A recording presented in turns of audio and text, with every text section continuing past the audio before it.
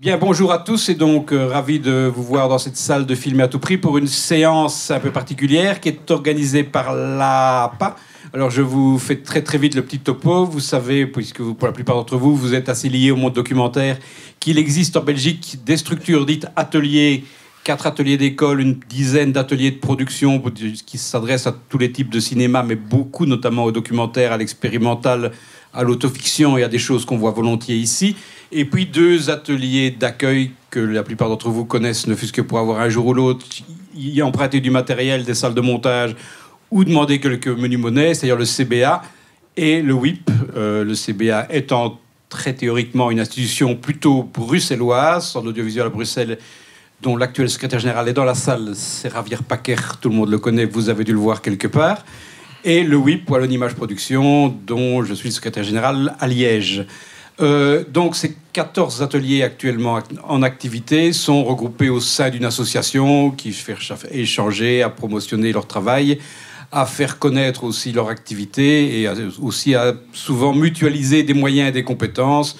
Ce n'est pas à vous que j'apprendrai que les budgets de la production audiovisuelle sont limités et donc très souvent le fait de pouvoir travailler en commun, d'associer plusieurs ateliers, qui prête son studio, qui prête un peu d'argent ou le donne, qui peut prêter quelques matériels techniques de tournage, fait qu'à l'arrivée, on se retrouve avec un film qui peut exister. Donc les coopérations CVB, Dérive, Xara, Grafouille, avec ateliers d'accueil et autres sont fréquentes et je pense que c'est une fort bonne chose. Donc tous les 2 ans, Film à tout prix, qui est pour nous un festival essentiel parce que le genre de production qu'on aime et qu'on défend s'y retrouve mis en valeur, en toute indépendance par ailleurs. C'est pas du tout nous qui faisons la programmation, bien entendu. Donc tous les 2 ans, Film à tout prix, on cherche un débat qui colle un peu à l'actualité de ce qu'est le cinéma documentaire tel qu'on l'aime bien. Et en réfléchissant lors de nos réunions, on s'est dit quand même il y a une problématique qui revient très souvent et qui est de plus en plus spécifique au documentaire.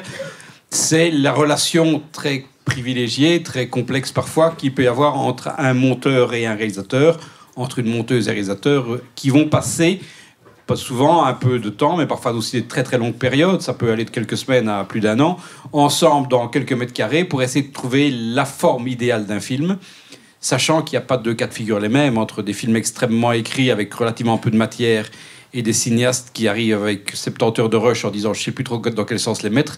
On a un peu tous les cas de figure possibles et imaginables. Donc ce qu'on a voulu imaginer ici comme débat, avec, donc, qui sera animé par Julie Frère de Dérive et moi-même, c'est d'imaginer 3 cas. De prendre 3 cas auxquels nous avons été confrontés récemment, qui donnent à l'arrivée des films dont nous sommes extrêmement satisfaits et qui se sont faits dans des circonstances parfois peu particulières. Ces cas n'ont rien d'emblématique, évidemment, on va les analyser, les étudier avec eux, peut-être simplement pour servir d'introduction à une discussion. Donc on va prendre ces trois histoires de documentaires et de relations monteur-réalisateur, chaque fois un quart d'heure par couple, si je peux dire, et puis on laissera un peu de temps à la salle après chacun pour réflexion, échange. Et si tout se passe bien, il devra encore nous rester un bon quart d'heure à la fin pour discuter de manière plus générale et poser des questions à propos de tous les projets dont nous aurons parlé. Est-ce que j'ai oublié quelque chose ? Non. Alors, donc, je vous présente brièvement les 3 couples, si je puis dire. Le premier, avec lequel nous finirons, comme quoi rien n'est simple, Pauline Piris-Nury, qui travaille par ailleurs ici à Filmer à tout prix, qui est monteuse, avec Pauline Beugny pour un film qui s'appelle Restez vivant, qui est un film qui parle de ce qui s'est passé, comment les jeunes ont vécu la révolution Place Tahrir et les 5 ans qui ont suivi. Donc on y revient dans 1 heure. Ce film, c'est intéressant, notez-le bien, sort très bientôt en salle. Donc, et c'est un film qui doit être vu en salle parce qu'il y a la durée, l'existence des personnages. Il y aura une version télé, mais ce serait vraiment dommage de passer à côté de la version salle. À ma toute droite, une toute jeune réalisatrice, Lou Colpé, qui fait un premier documentaire avec Dérive. Là, Julie s'occupera de l'animation d'ici un bon quart d'heure. Et Nicolas Rumpel à sa droite, qui est le monteur sur ce film et qui, lui, par contre, est un monteur évidemment très expérimenté en documentaire, mais aussi en fiction, ce qui est intéressant, et notamment qui monte des séries télé, pour l'instant, avec La Trêve, si je ne me trompe. Donc, cet apport... Avant, il y avait presque cette espèce d'hermétisme entre un monteur de fiction et de documentaire. C'est plus du tout le cas aujourd'hui, c'est une bonne chose. Et on va commencer à gauche par mes 2 voisins immédiats. Alors, tout à fait, ici à gauche, Idriss Gabel. C'est intéressant, on les a pris, vous allez comprendre tout de suite pourquoi on a pris leur cas de figure. Idriss Gabel finit actuellement son 3e long-métrage documentaire. C'est un film donc, qui parle des enfants mineurs, en fait des mineurs qui arrivent en Belgique dans des centres fermés en famille, et de comment, c'est un peu la question de l'exil des sans-papiers, mais vu par le prisme des enfants. Alors, ce qui est intéressant, c'est que tout en étant réalisateur, Idriss est lui-même monteur, et il a notamment monté tous les derniers films de Thierry Michel, donc, qui en matière de documentaire est évidemment une solide référence, mais aussi un réalisateur qui peut être vis-à-vis d'un monteur très directif, puisqu'au bout de 40 films, il sait à peu près ce qu'il veut. Et juste à ma gauche, donc, Marika Piedboeuf, qui, elle, est script-monteuse formation INSAS, qui fait tantôt la script, tantôt la monteuse, mais qui a aussi fait la réalisatrice. Et ça, je trouvais ça tout à fait intéressant, d'un premier film que moi j'aimais beaucoup il y a 2 ans. Elle a réussi pour moi à filmer une des choses qui est les plus compliquées à filmer, c'est-à-dire la vie des gens qui ne connaissent pas de grands drames ou de grandes histoires rebondissements, mais simplement les petites préoccupations quotidiennes de tout le monde à travers un suivi de 2 adolescentes entre le moment où elles quittent l'école secondaire et le moment où, au bout de 2 ans, 2 ans et demi, elles ont des envies artistiques. Elles semblent trouver leur voie, c'est le début de l'histoire. Et vraiment, filmer ces petites choses infimes et faire comprendre ce qu'elles ont d'universel est une chose très complexe que je trouve que tu avais très très bien réussi. Et chose de 3e corde à son arc, si je puis dire, script monteuse, Marika est aussi monteuse de fiction et de documentaire. Et elle monte donc là actuellement le film d'Idriss. Donc je trouvais intéressant d'avoir un peu un échange entre 2 réalisateurs-monteurs qui parfois son réalisateur, parfois son monteur, et voir un peu ce que ça apportait. Peut-être, Idriss, on peut commencer par toi, expliquer en 2 mots quel est le projet du film. Oui, donc ici c'est un film documentaire, donc comme tu l'as dit. J'étais interpellé simplement. Ma carrière, en tout cas de réalisateur, elle vient plus d'envie d'aborder des sujets ou des choses que j'ai finalement pas pu monter, on va dire, ou que pas l'occasion. Ça a démarré un peu par accident. Mon premier film, je vais donner un peu l'ordre, puisque finalement c'est le thème aujourd'hui, et puis de voir comment de monteur on peut passer réalisateur.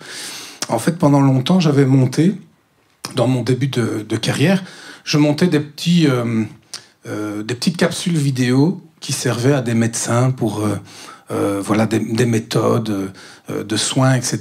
Et j'étais rentré comme ça, par hasard, par le montage, dans un univers que je connaissais pas.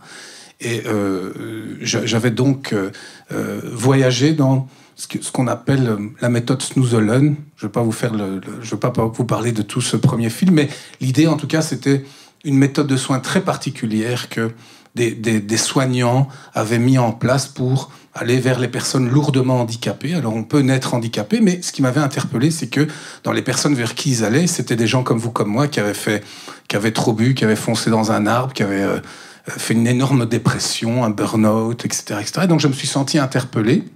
Et c'est un sujet qui n'intéressait personne. Je le retrouvais nulle part ailleurs que dans ces petits montages. Et puis voilà, j'avais été vers le WIP, un peu parler du projet. On m'a un peu aidé. J'avais très mal écrit mon dossier. Maintenant que je vois les choses avec des années de recul. Donc voilà. Donc c'est aussi l'avantage de ces ateliers, un échange de faire émerger quelque chose de quelqu'un qui veut partager. Voilà. Donc ça dépassait. Le montage ne répondait pas en tout cas à cette envie de partager quelque chose que je vivais comme ça, immergé dans ces images qui n'étaient que dans un milieu professionnel. Voilà. Donc ça, c'est le premier film, et ainsi de suite. Les autres, c'est un peu la même logique. Le deuxième, c'est au Congo. J'étais assistant aussi, parce que, comme tu le dis, j'ai monté pour Thierry Michel. Et un jour, je l'ai obligé à me prendre au Congo. Donc, il voulait pas, mais j'ai dit, je m'en fous, je paye mon billet, je viens avec toi, je veux voir comment ça se passe. De le vivre, et puis c'est là que j'ai rencontré son assistant réel sur place et qui était journaliste, et je trouvais leur travail incroyable, formidable, un travail du quotidien comme ça. Et encore une fois, j'avais pas vu, j'avais envie, voilà, je connaissais l'Afrique depuis longtemps, et voilà, c'était l'occasion de montrer quelque chose. Donc c'est l'immersion finalement. Voilà, c'est ça qui en tout cas en tant que réalisateur fait les choses. Et donc là aussi, pour ce dernier documentaire, j'ai eu la chance de mettre le pied comme ça, immergé, un lien de confiance direct avec la Croix-Rouge, les centres d'accueil de Croix-Rouge. Et voilà, donc je voyais ces enfants, et au début, moi je pensais qu'on avait déjà fait plein de trucs sur on dit tout le temps les migrants, réfugiés, etc., plein de films, mais je me suis rendu compte qu'on avait fait très peu de choses sur les enfants. Et puis il y a un point de départ qui m'a vraiment interpellé là-dedans. c'est en discutant avec une personne de la Croix-Rouge qui me dit, tu sais, voilà, finalement, on l'oublie, mais ceux qui sont le plus... ceux qui sont le plus traumatisés par ce voyage, c'est les enfants. Ça, je veux bien le croire, mais pour des petits détails auxquels on pense jamais, c'est qu'il dit, écoute, eux, souvent, on leur a même pas dit qu'on allait partir. C'était trop dangereux de les prévenir, parce qu'ils pouvaient le dire à un copain de classe, et du coup, toute la famille pouvait se faire tuer quand on est, par exemple, en zone sous le joug de Daesh ou des choses comme ça. Et ça va tellement loin que cet enfant, en pleine nuit, est réveillé, on s'en va sur les routes, et il ne prend même pas son nounours, son jouet favori, ou voilà, parce qu'il n'a pas pu se préparer. Alors ça a l'air bête, mais moi ça m'a touché, parce que je me dis, ouais, c'est vrai, partir sans... comme ça, donc... et puis, on ne sait pas où, et puis sur une route de un mois et demi de marche infernale, où il va vraiment voir la mort... à tous les recoins, le mensonge, en fait, il va grandir sur ce chemin, il va passer d'une enfance innocente à autre chose, et voilà, c'est cette autre chose que je voulais mettre dans ce film, et voilà, et capter en fait beaucoup de non-verbal, de non-dit, des petites choses, vraiment des petites choses, et justement, ça c'est marrant le lien que tu fais, c'est comme c'était des petites choses, et que je connaissais le film de Marika, que Aurélie a monté, qui est là, je me disais, voilà, ça Marika elle m'avait déjà aidé sur d'autres films, dans un regard. Je lui montrais, surtout le dernier, la version, et elle m'avait aidé à décoincer des nœuds, parce que le documentaire, c'est vraiment ça. On a imaginé un film, et puis maintenant, on a des rushs, et il faut refaire un scénario. C'est le monteur, voilà, monteur, c'est un script docteur, c'est plein de choses, un monteur. Ça prend tellement plein de niveaux, ce que ça peut être un monteur. On va voir ça aujourd'hui. Pour moi, il y a vraiment plein de couches possibles. On a plein de styles différents. Pas de montage, hein, mais de styles différents d'aborder la matière. Et donc, c'est pour ça que connaissant Marika là-dessus, sa sensibilité, je me dis, elle va m'aider à mettre toutes ces petites histoires, faire ce petit train-là, et faire un film puissant, finalement, très immergé, quoi. On va rappeler que le film de Marika, pour ceux qui ne l'ont pas vu, il est passé à Millennium notamment, s'appelle Mon premier rôle. Et pour ceux qui ne l'ont pas vu, www.wip.be, on peut vous envoyer des liens, tout ce qu'on veut, et même vous le vendre. Et ton film, justement, Idriss, il s'appelle comment ? Voilà, le titre, je ne sais pas encore. Oui, c'était une longue discussion que nous avions eue. Je cherche le titre au montage. Oui. Mais bon, le titre provisoire, c'était L'enfance déracinée. Mais voilà, souvent j'attends quelque chose que le protagoniste va dire, échanger, qui ressort plus, qui marque plus. Voilà. Mais là, on est tellement rentré dans une folie de montage de 3 mois à vivre des journées. J'ai l'impression d'avoir vécu presque la même journée énorme. On a peu dormi. Ouais, on n'a pas beaucoup dormi. Donc, ouais, c'est le jour le plus long. C'est toujours comme ça, hein, le montage. Même quand je monte, c'est comme ça. C'est tout d'un coup, on rentre dans une transe, je sais pas, c'est un truc tribal. Mais en tout cas, voilà. On évoque ton tout premier film dans la discussion Snoozelen, donc. Qui avait monté le film, là ? Là, je m'étais fait aider d'Emmanuelle Dupuis. Donc, je sais pas si vous connaissez, elle était... d'Artevel, notamment, voilà, oui. Voilà, c'est maintenant, elle est à la retraite, mais comment dire ? Je voulais dire... j'ai juste oublié ce que je voulais dire sur... Oui, c'est du script montage, si on peut dire, ou bien c'était quelqu'un qui était en permanence, puisque tu es monteur. Non, c'est ça. Donc, je montais... Voilà, j'avais pris Sandra Bismans là comme montage, mais qui n'avait pas... C'était son premier documentaire. Mais moi, ce qui me rassurait, c'était d'avoir quelqu'un en plus. Et avec Thierry Michel, on travaille énormément comme ça. Et avec Emmanuelle Dupuis, en fait. C'est-à-dire de prendre... donc oui, c'est ça, il avait été prof à l'INSA, ça j'ai dit. Et donc, ce que j'aimais, en fait, c'est que c'est quelqu'un qui a vécu 200, 300 films de différentes façons, voilà, que ce soit en script, montage fiction, montage documentaire, etc. Et je trouve ça génial dans ce métier d'écouter un peu les anciens et de les embarquer avec dans l'aventure. Alors c'est vrai, elle n'est pas du tout dans le même rythme que moi, voilà, si je la mets sous pression... voilà, je ne vais pas obtenir quelque chose, mais si par contre on prend le temps de partager, elle a vécu 200 histoires, et donc un film c'est ça, hein, documentaire ou fiction, c'est une histoire, c'est une émotion, et elle est sensible, et je l'écoute beaucoup, et donc voilà, je travaille avec elle depuis depuis des années et des années. Donc sur tous les films de Thierry, elle est là. Tu veux dire quelque chose? Oui, pardon, elle nous a aidés aussi sur la version télé. Emmanuelle, elle est arrivée en consultance et ça a un peu sauvé le processus. Oui, c'était assez douloureux pour moi et elle a vraiment elle a une super approche. Et effectivement, je sens qu'elle a imprégné toutes les histoires qu'elle a montées. C'est fou. C'est ça. Juste dire ça non, mais oui, voilà. C'était super agréable de bosser. Donc déjà, c'est une personne formidable, mais je pense que tous monteurs ici, moi je me vois bien évoluer là-dedans plus tard dans ma vie. C'est c'est quelque chose qu'on n'arrête pas à raconter une histoire. Donc je me vois bien jusqu'au dernier souffle aider une histoire à accoucher. Et donc voilà, toi tu l'as vécu aussi et tu sens quelqu'un d'incarné d'histoire. Voilà, c'est ça. Pour le premier film, c'est ce qui m'a aidé. Sinon, ce film n'aurait pas réussi. Mais voilà. Ici, donc, sur le troisième, par contre, vous avez vécu une relation réalisateur-monteur plus classique, c'est-à-dire que Marika était présente du début à la fin. Et donc, Marika, un petit peu, c'est la première fois, je crois, parce qu'Idriss, que tu avais un monteur aussi présent à côté de toi. Comment est-ce que vous avez vécu cette nouvelle expérience? Et Marika, pour toi, comment ça s'est passé, ce travail avec Idriss, que tu connaissais déjà très très bien, mais du jour au lendemain, c'est une autre relation qui s'installe? Il y a plusieurs choses à la fois. Premièrement, c'est rassurant en fait de monter avec un réalisateur qui est aussi monteur, parce que parfois je suis optimiste de nature, donc je connaissais le travail d'Idriss et je connais la dextérité qu'il a dans son travail. Donc, sachant qu'il y avait des échéances précises et tout, c'est aussi quelque chose qui rassure de savoir que le réalisateur est monteur, en se disant qu'on espère que la collaboration va être bonne. Et que voilà, on va être fort ensemble, quoi, rapidement, parce que on connaît une facette du métier identique et on espère qu'on va pouvoir s'entendre sur ce terrain-là. Et en fait, ça a quand même été le cas, heureusement.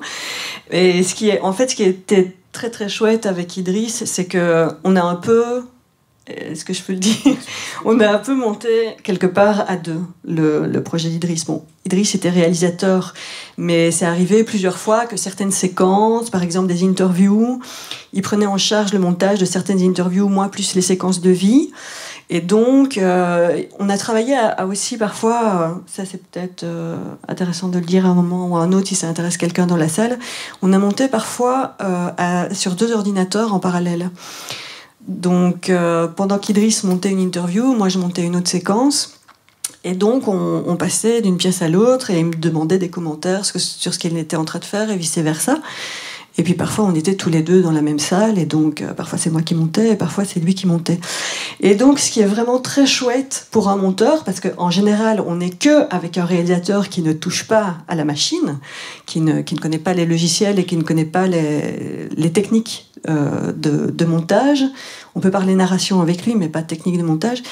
Ce qui est intéressant, c'est de voir un autre monteur en tant que monteur, parce que ça n'arrive pas souvent. Donc moi, ça m'est arrivé déjà une première fois quand j'ai réalisé mon film, puisque Aurélie a monté mon film, donc j'étais à côté d'elle et je me dis « Ah tiens, elle fait ça comme ça, c'est marrant, moi j'aurais fait comme ça. Ah oui, donc elle coupe là. Ok, moi j'aurais coupé plutôt là. » Et donc, c'est hyper enrichissant. Et donc moi, j'ai vraiment eu ça avec Idriss, et c'était très très chouette d'avoir cette collaboration et de pouvoir la tenir, parce que c'est difficile aussi de pouvoir se rencontrer sur ce terrain-là. Ça se passe pas forcément simplement et rapidement. Il faut pouvoir faire connaissance et avoir la même ligne directrice narrative, esthétique. Et voilà, je pense que ça s'est plus ou moins bien passé. Si pour le montage des séquences, je comprends comment vous avez chacun de son côté monte sa séquence et plein d'échanges, il y a quand même une ligne directrice du film à trouver, une sorte de progression dramatique. Dans le dossier, c'était pas évident, Idriss, puisque tu faisais de l'observation pendant des semaines et des semaines de ce centre. Donc là, à ce moment-là, comment est-ce qu'on se met d'accord à deux? Je sais pas lequel veut répondre d'abord. C'est quand même théoriquement ton film, mais... Voilà. Alors, non, ce qu'il y a, c'est que entre un dossier, la réalité d'un tournage et puis le montage, surtout en documentaire, ça, c'est tout à fait quelque chose de... Enfin, on obtient tout à fait autre chose et il faut y être prêt, en fait. Et moi, je savais que Marika avait assez d'expérience pour le savoir. Pour moi, c'était le plus important. Donc, attends, il y a un truc. donc voilà. Donc je savais qu'elle avait assez d'expérience et que je sais pas comment expliquer, mais moi par exemple les films de Thierry, ça m'est presque jamais arrivé de lire son dossier, en tout cas avant de monter le film, parce que c'était beaucoup de blabla, surtout dans les siens. Mais non, voilà, c'est beaucoup de trucs historiques, machin, mais ça n'explique pas forcément le film que ça va être, tout ça. Donc c'est souvent les rushs, en fait, devant soi qu'il faut regarder, qu'il faut vivre et qu'il faut maintenant, voilà, voir avec cette matière première comment on va sculpter quelque chose. J'ai envie de poser la question à Marika aussi. Du coup, comment vous avez fait? Il t'a donné tous les rushs en vrac sans que tu n'aies rien lu avant? Il t'a dit, t'as parlé du sujet ou tu avais déjà lu le dossier et il t'avait déjà donné une indication de colonne vertébrale narrative? Mais là, justement, j'ai parlé de points super positifs préalablement. Mais là, justement, c'est quelque chose qui était un petit peu négatif, entre guillemets, pour moi, sur ce projet-ci. Parce qu'en général, quand je monte un documentaire, j'aime bien, si c'est possible, si la production et le réalisateur me le permettent, c'est de visionner absolument tous les rushs une fois toute seule, et puis de visionner une fois tous les rushs avec le réalisateur. Donc ça, c'est l'idéal pour moi. 40 heures, souvent. Oui, ça peut faire des semaines entières, c'est sûr. Mais alors là, bon, Idriss étant monteur et étant dans une dynamique, dans une bonne dynamique assez rapide avec des échéances à respecter, nous n'avons pas pu trouver un arrangement à ce niveau-là. Moi, j'étais occupée sur un autre projet, donc ça ne se mettait pas, je ne pouvais pas me libérer. Donc, je suis arrivée sur une matière qui avait parfois été déjà un petit peu prémontée. Et c'était là la difficulté pour moi avec Idriss, c'est que de toute façon, un réalisateur a toujours au moins 10 longueurs d'avance sur tous les techniciens avec lesquels il travaille. Ça, c'est le truc de base, parce qu'il a écrit son projet, il l'a porté pendant des mois, pendant des années parfois, et donc évidemment, c'est lui le capitaine du projet. Mais là, Idriss avait encore plus de longueur d'avance sur moi, parce qu'il connaissait, non seulement il avait tourné ses rushs, mais il les avait vus, il les avait dérushés, et donc il connaissait ses rushs par cœur, alors que moi, moins que lui. Donc là, ça a été quelque chose qui était plus difficile à vivre, mais on a trouvé, c'est comme ça qu'on s'est réparti en fait parfois du travail, et c'est comme ça qu'on a réussi à bien travailler à deux, parce qu'on s'est fait confiance, et que parfois je passais une après-midi à revisionner des rushs, à retrouver des petits moments qu'Idriss connaissait mais qu'il n'allait plus chercher. Et donc voilà, le travail s'est fait un peu différemment à ce niveau-là. Mais est-ce que je réponds à la question ? Super, mais c'est intéressant. Parce qu'on parlait de la narration, en fait. Oui, oui, finalement, la colonne narrative, l'histoire, parce que moi, le film n'est pas tout à fait achevé, mais le montage image est en toute fin. J'ai récemment vu un montage image quasi définitif, je pense, et il y a une progression dramatique plutôt bien pensée. Est-ce qu'elle était dans ta tête d'entrée de jeu, ou bien c'est avec Marika que vous l'avez trouvée? C'est un peu ça la question. Mais oui, ben, donc c'est ça, c'est les rushs viennent, et donc on essaye de Enfin, il y a toute une technique, mais là, je pense que là, c'est vraiment chaque monteur voit un peu. Mais de toute façon, il s'agit de raconter une histoire. Donc, on essaye de trouver cette histoire. Moi, c'est ça que je voulais dire tout à l'heure, c'est que je sais par expérience qu'il ne faut pas s'accrocher à une histoire. En tant que monteur, déjà, il ne faut pas s'accrocher au dossier. Il faut maintenant voir comment faire immerger. Moi, je vois les choses comme ça, c'est immerger d'une eau un peu trouble. On voit comme ça des éléments les plus marquants qui commencent à apparaître. Et voilà, tout le travail du monteur, c'est sur ces semaines, ces mois de travail, de faire tout doucement immerger de cette eau trouble quelque chose.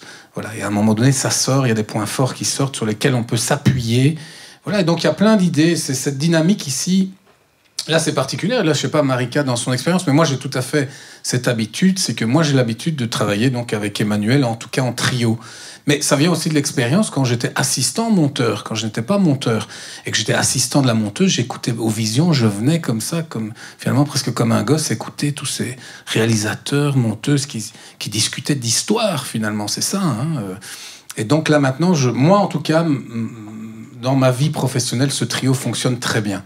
Avoir le réalisateur, une monteuse très aguerrie et quelqu'un au-dessus qui a plus d'expérience. Et je le fais moi aussi j'aide d'autres projets. D'ailleurs, celui de Marika, j'étais venu juste comme ça une fois, mais j'étais venu à la Vision et on a discuté avec Aurélie et à trois, c'était chouette. Ça fait naître plein de choses dans l'histoire, quoi, voilà. Et donc ce trio, on l'a vécu dès le début avec Emmanuel, Marika et moi, même si Emmanuel ne vient qu'une fois tous les X, comme ça, une semaine ou 15 jours. Après, c'est, pour moi, quand et là j'ai joué le jeu, il me semble, jusqu'au bout, sur ce film-ci, pour moi, c'est le montage de Marika. Je voulais pas... Je voulais pas mélanger, c'est pas mon montage, j'ai pas envie de mettre mon nom au générique ou de quoi que ce soit. J'ai envie justement, je trouve que c'est vraiment comme une œuvre artistique, quelqu'un qui dit non, moi je vais faire la batterie, la guitare et tout. À la fin, il y a plus de groupe, hein, il fait tout. Donc, et puis ça ne peut pas donner quelque chose de bien. Un type peut pas courir sur scène partout. C'est la même chose dans un film, dans un documentaire. Donc je voulais que toute la richesse artistique, d'histoire imprégnée dans Marika, je trouve aussi, ça c'est formidable, le script c'est du montage en direct dans sa tête, quoi, hein. Il faut avoir quand même un potentiel de concentration énorme, et c'est ça que je voulais ici qu'on discute. Et en fait c'est vrai que là, elle dit, mais pour moi c'est en fait, faut le comprendre plus comme un détail technique, c'est que comme ça allait pas assez vite, ça c'est mon problème d'être effectivement monteur en même temps, je me dis écoute, bon ça je vais le monter, mais comme ça toi je te dégage, tu réfléchis, tu penses, parce que moi j'ai pas envie de penser, voilà.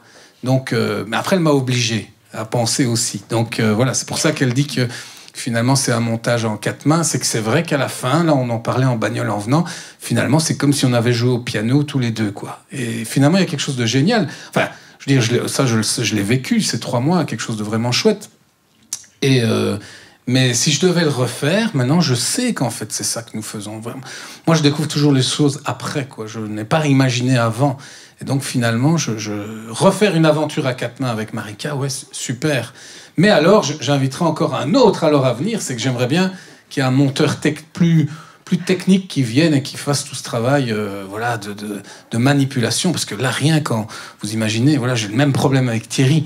Thierry, il vient avec 150 heures. Regardez, dérocher 150 heures, ça nous prend 3 mois. Et rien à faire, on n'a encore rien fait. On a juste coupé ce qui ne va pas, on est déjà 3 mois de passé. Donc, et après, tu te lances dans un film de 20 heures. Et là, il faut... Voilà, c'est pour ça, lui je dis, c'est un vrai accouchement d'éléphant. Ce qui est très comique, c'est que dans ma génération, Thierry Michel, c'était l'exemple contraire. C'est-à-dire que Gosse de Rio est un film qu'il a fait à pied, avec un sac à dos et 20 bobines de 10 minutes. Ouais, c'est vrai. Donc il y a 200 minutes maximum de rush, le film fait 50 minutes. Et ça, c'est vrai que le passage pellicule, mais évidemment c'est une évidence, mais le passage pellicule numérique a quand même profondément changé la donne dans la manière de faire. Juste avant de laisser la parole à la salle 2 minutes avec nos 2 intervenants ici, Marika, ici vient de l'évoquer assez longuement, Idriss, tu es script aussi. Tu es script chez Dardenne, chez Lucas Belvaux, pour Catherine Breillat, pour plein de gens. Est-ce que en documentaire, il n'y a jamais de script sur les quasiment tous les tournages. Est-ce que tu penses que parfois, sur certains sujets, ce ne serait pas mal d'envoyer une script en tournage? Évidemment, ça alourdit les équipes. On sait que le documentaire, parfois, on a besoin d'être une très petite équipe. Un poste en plus, ça coûte des sous. Mais est-ce qu'il n'y aurait pas quelque chose à gagner sur certains films? Parfois, en se disant, si sur certains jours où il y a beaucoup de gens dans le champ et autres, il y avait un script, on se serait évité des problèmes. C'est difficile à répondre parce que c'est vraiment au cas par cas. C'est vrai que des scripts sur des documentaires, au moment où j'étais à l'école, il y en avait encore, mais c'était presque 20 ans. Mais maintenant, il y en a... Enfin, je connais peu de documentaires où on emploie une script. Et est-ce que ça peut être intéressant? Voilà, ça dépend vraiment du sujet, ça dépend du contexte, ça dépend des besoins du réalisateur. C'est vrai qu'on me l'a déjà demandé, mais malheureusement, je ne l'ai pas fait parce que j'étais occupée sur d'autres projets. Mais je sais pas, c'est une question vraiment difficile à répondre. Il faudrait poser la question aux productions et aux réalisateurs. Moi, je suis disponible, en tout cas. Mais... Pardon? Non, je suis pas toujours occupée. Jamais disponible. Mais, enfin, voilà. Par contre, ce que je peux peut-être éventuellement évoquer, c'est que dans mon travail de script, ce qui est intéressant, c'est que je suis script et monteuse et j'utilise mon travail de script pour monter et mon travail de monteuse pour être script. Travail de monteuse pour être script, c'est évident parce que quand on est script avec un réalisateur, on est sa collaboratrice pour le découpage, pour la direction d'acteurs. Et donc, au moment sur un tournage de fiction où tout le monde réfléchit au plan qu'on est en train de faire ici et maintenant, la script est la première monteuse mentale, on va dire, du film. Parce que c'est la personne qui va réfléchir à quel plan vient avant, quel plan viendra après. Est-ce que c'est logique que les choses se déroulent de cette manière-là? Est-ce qu'esthétiquement, les plans vont raccorder? Donc voilà, ça c'est évident. Mais par contre, le fait d'être script, donc d'être quand même, d'avoir un rapport quand même... particulier avec le scénario. J'ai l'habitude de lire beaucoup de scénarios. J'ai fait l'INSAS en montage film, mais j'ai aussi fait l'ULB en écriture de scénario et analyse de film. Et donc, le fait de connaître les mécanismes narratifs d'un film, ça aide aussi beaucoup, en fait, au montage. Parce que, en général, quand on monte un film de fiction, par exemple, parfois, on peut essayer de monter quelque part comme du documentaire, c'est-à-dire qu'on va rechercher à retrouver la vie dans quelque chose qui est faux. Parce que les personnages sont interprétés par des acteurs, parce que la lumière n'est pas la vraie lumière. Et au contraire, en fait, dans un documentaire, ça arrive souvent qu'on va chercher à monter un documentaire quelque part. C'est au cas par cas, mais quelque part, on va chercher à monter un documentaire comme une fiction. Donc on va chercher une trame narrative qui est une trame narrative universelle avec des stades narratifs connus, et on va essayer de développer quelque chose de fictionnel dans les trames narratives. Hein. Je parle pas dans ce qu'on a filmé, voilà, dans le documentaire. Est-ce que je suis claire? Ok. Je vais peut-être enchaîner en passant la parole à Nicolas, qui lui a travaillé quand même beaucoup à la lisière entre la fiction et le documentaire, sur des fictions dont la démarche de base est très documentaire, et sur des documentaires comme ceux de Simon Gillard, qui sont finalement aussi quand même assez construits et écrits. Ouais, merci.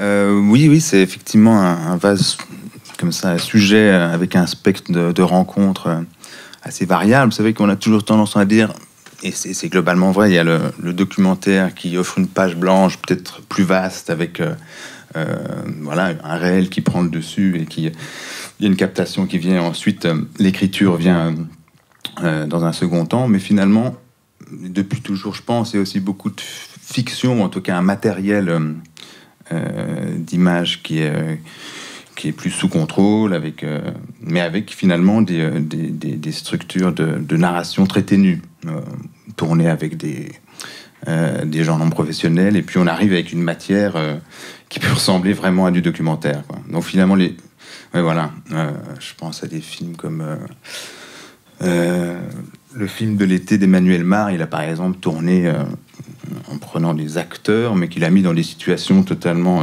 voilà, en 5 jours, il est descendu avec un canevas d'histoire. Et donc, du coup, non, c'est vrai que c'est... Voilà, ça...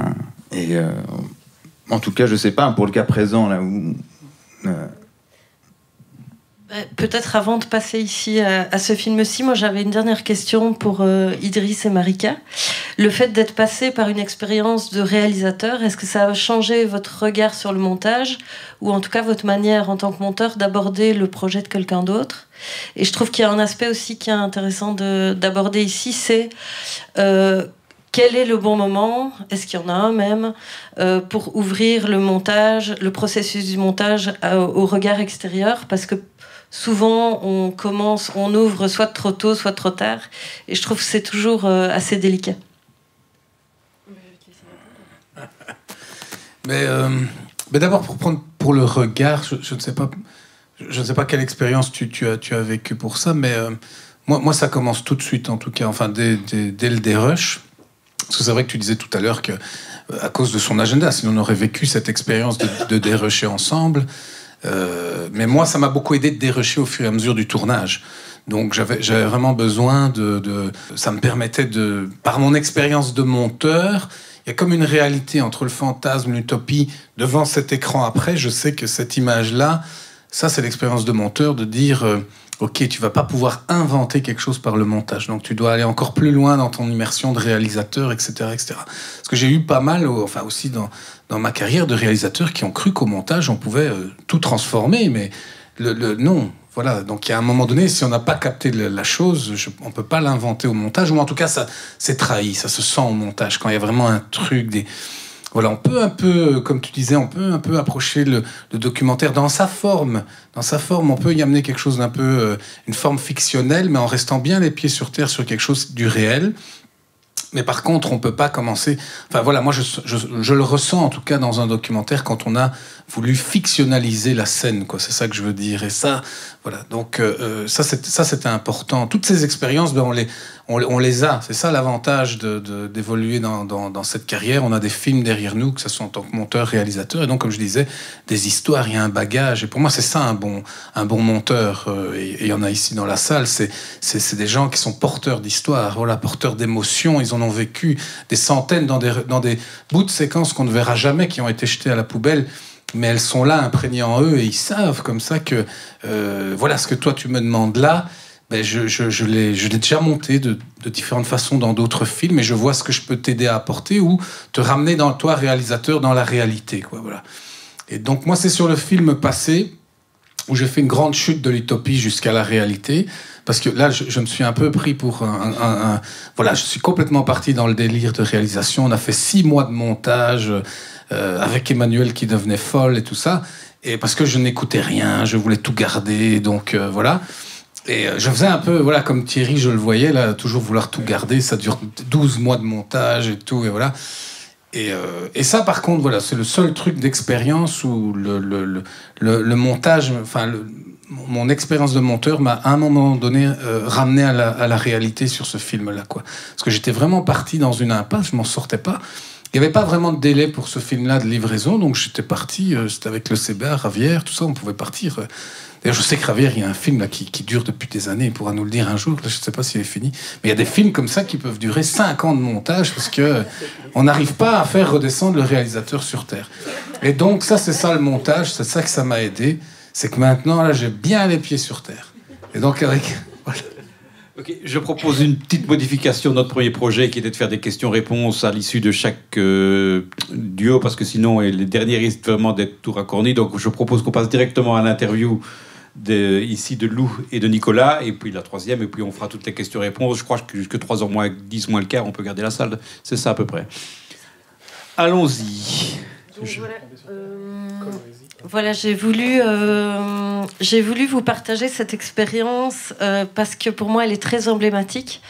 Donc Lou est venue me trouver avec un montage déjà. Enfin, elle avait fait un montage image d'un film qu'elle avait entièrement filmé seule, etc. Je vais peut-être juste contextualiser un peu. Donc, pendant tes études à l'ERG, tu as perdu un ami très proche qui était en voyage.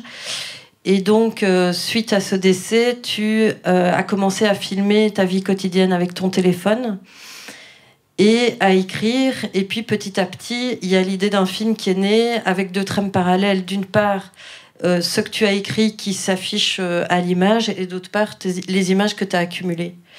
Et donc, tu racontes dans ce film le rapatriement de son corps qui a duré 11 jours et en même temps l'année qui a suivi le décès, qui est un peu tout le processus du deuil. Et donc, moi, quand j'ai vu ce que tu m'avais envoyé, j'ai trouvé déjà ça très fort, qu'il y avait un regard et un langage aussi qui était très fort. Mais ce qui m'a beaucoup... ce que j'ai trouvé vraiment intéressant, c'est que tu avais réussi à lier cette trame des 11 jours et de l'année qui s'était écoulée ensuite. Donc, je trouvais qu'il y avait déjà un important travail de montage qui avait été fait, mais qu'il y avait comme... que le principal était là, mais qu'on n'y était pas encore du tout parce qu'il y avait aussi d'autres trames qui venaient se mêler à ça. Donc, je t'ai proposé de rencontrer des monteurs et qu'on fasse éventuellement voir le montage par plusieurs monteurs.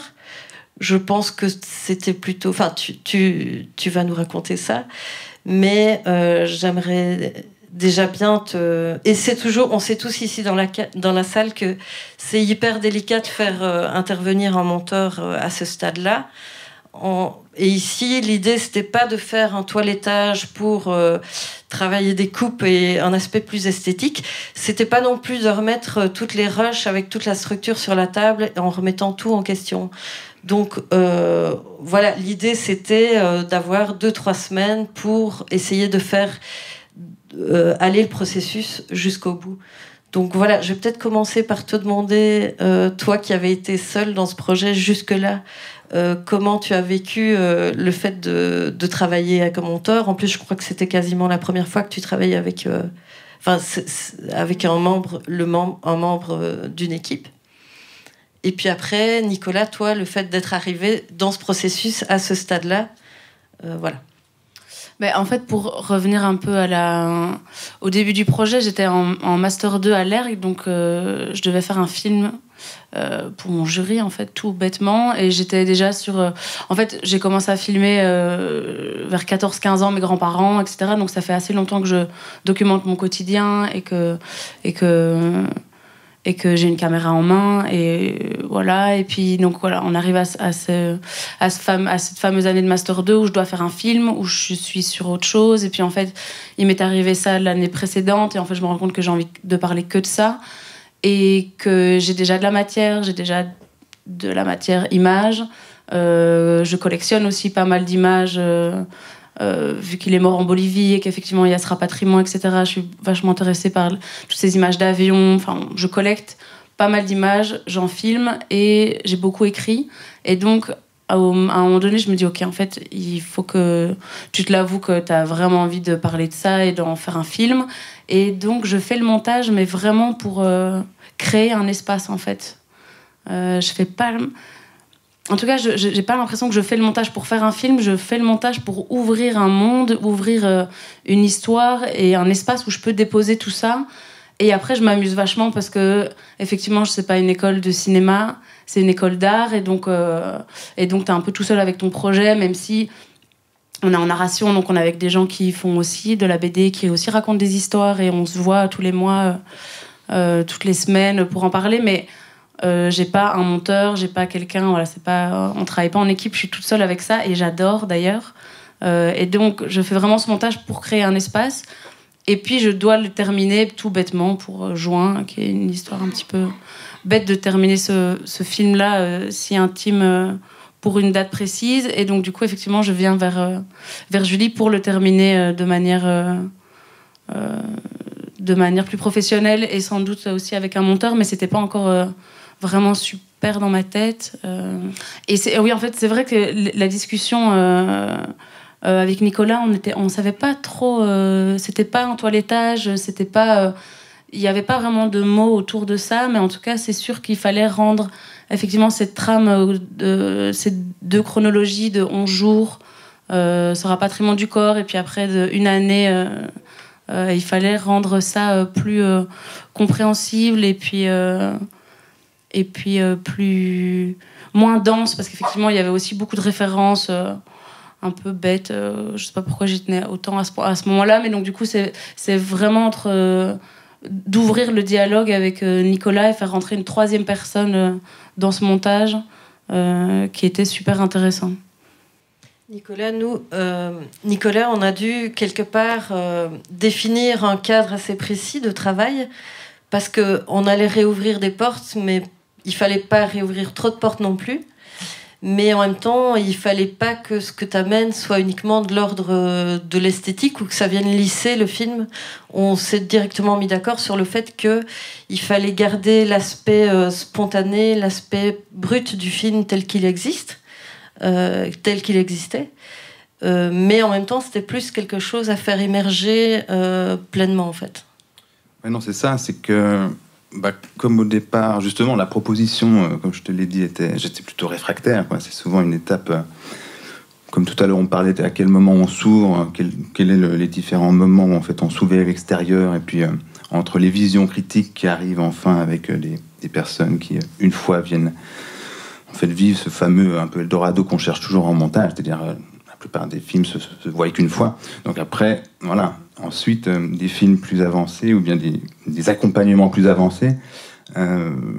C'est vrai que les fois où on m'avait proposé de faire des choses en cours ou bien en finition, c'est souvent parce que quelque part il y a toujours ce moment où il reste éventuellement plus que soi-disant un panneau ou bien une voix à déplacer, mais c'est encore toujours un moment où tant qu'il n'y a pas qui est d'ailleurs une espèce d'opération de la volonté où on fixe le final cut, qui reste d'ailleurs fragile jusqu'à même des séparations tard, on ne sait jamais en fait dans quoi on se lance, quel fil on va tirer, et puis quel Donc c'est vrai qu'au départ, c'était pas évident, voilà, sur le papier. Et puis c'est vraiment au moment, parce que ça aura du coup une influence sur le travail qu'on a essayé de faire ensemble, c'était d'abord de voir le film, où il en était, et d'en effet sentir, comme tu l'as dit, hein, il y avait déjà des touchés. Enfin, moi j'ai ressenti déjà beaucoup de choses dans ce jet, qu'il y avait quelque chose de justement qui tenait déjà pour moi dans des proportions notamment temporelles qui me semblaient déjà justes. Il n'y avait pas comme un désir, tiens, qu'est-ce qu'il y avait en dehors, etc. Il y avait des espèces de balises dans l'évolution, même s'il y avait des problèmes de clarté.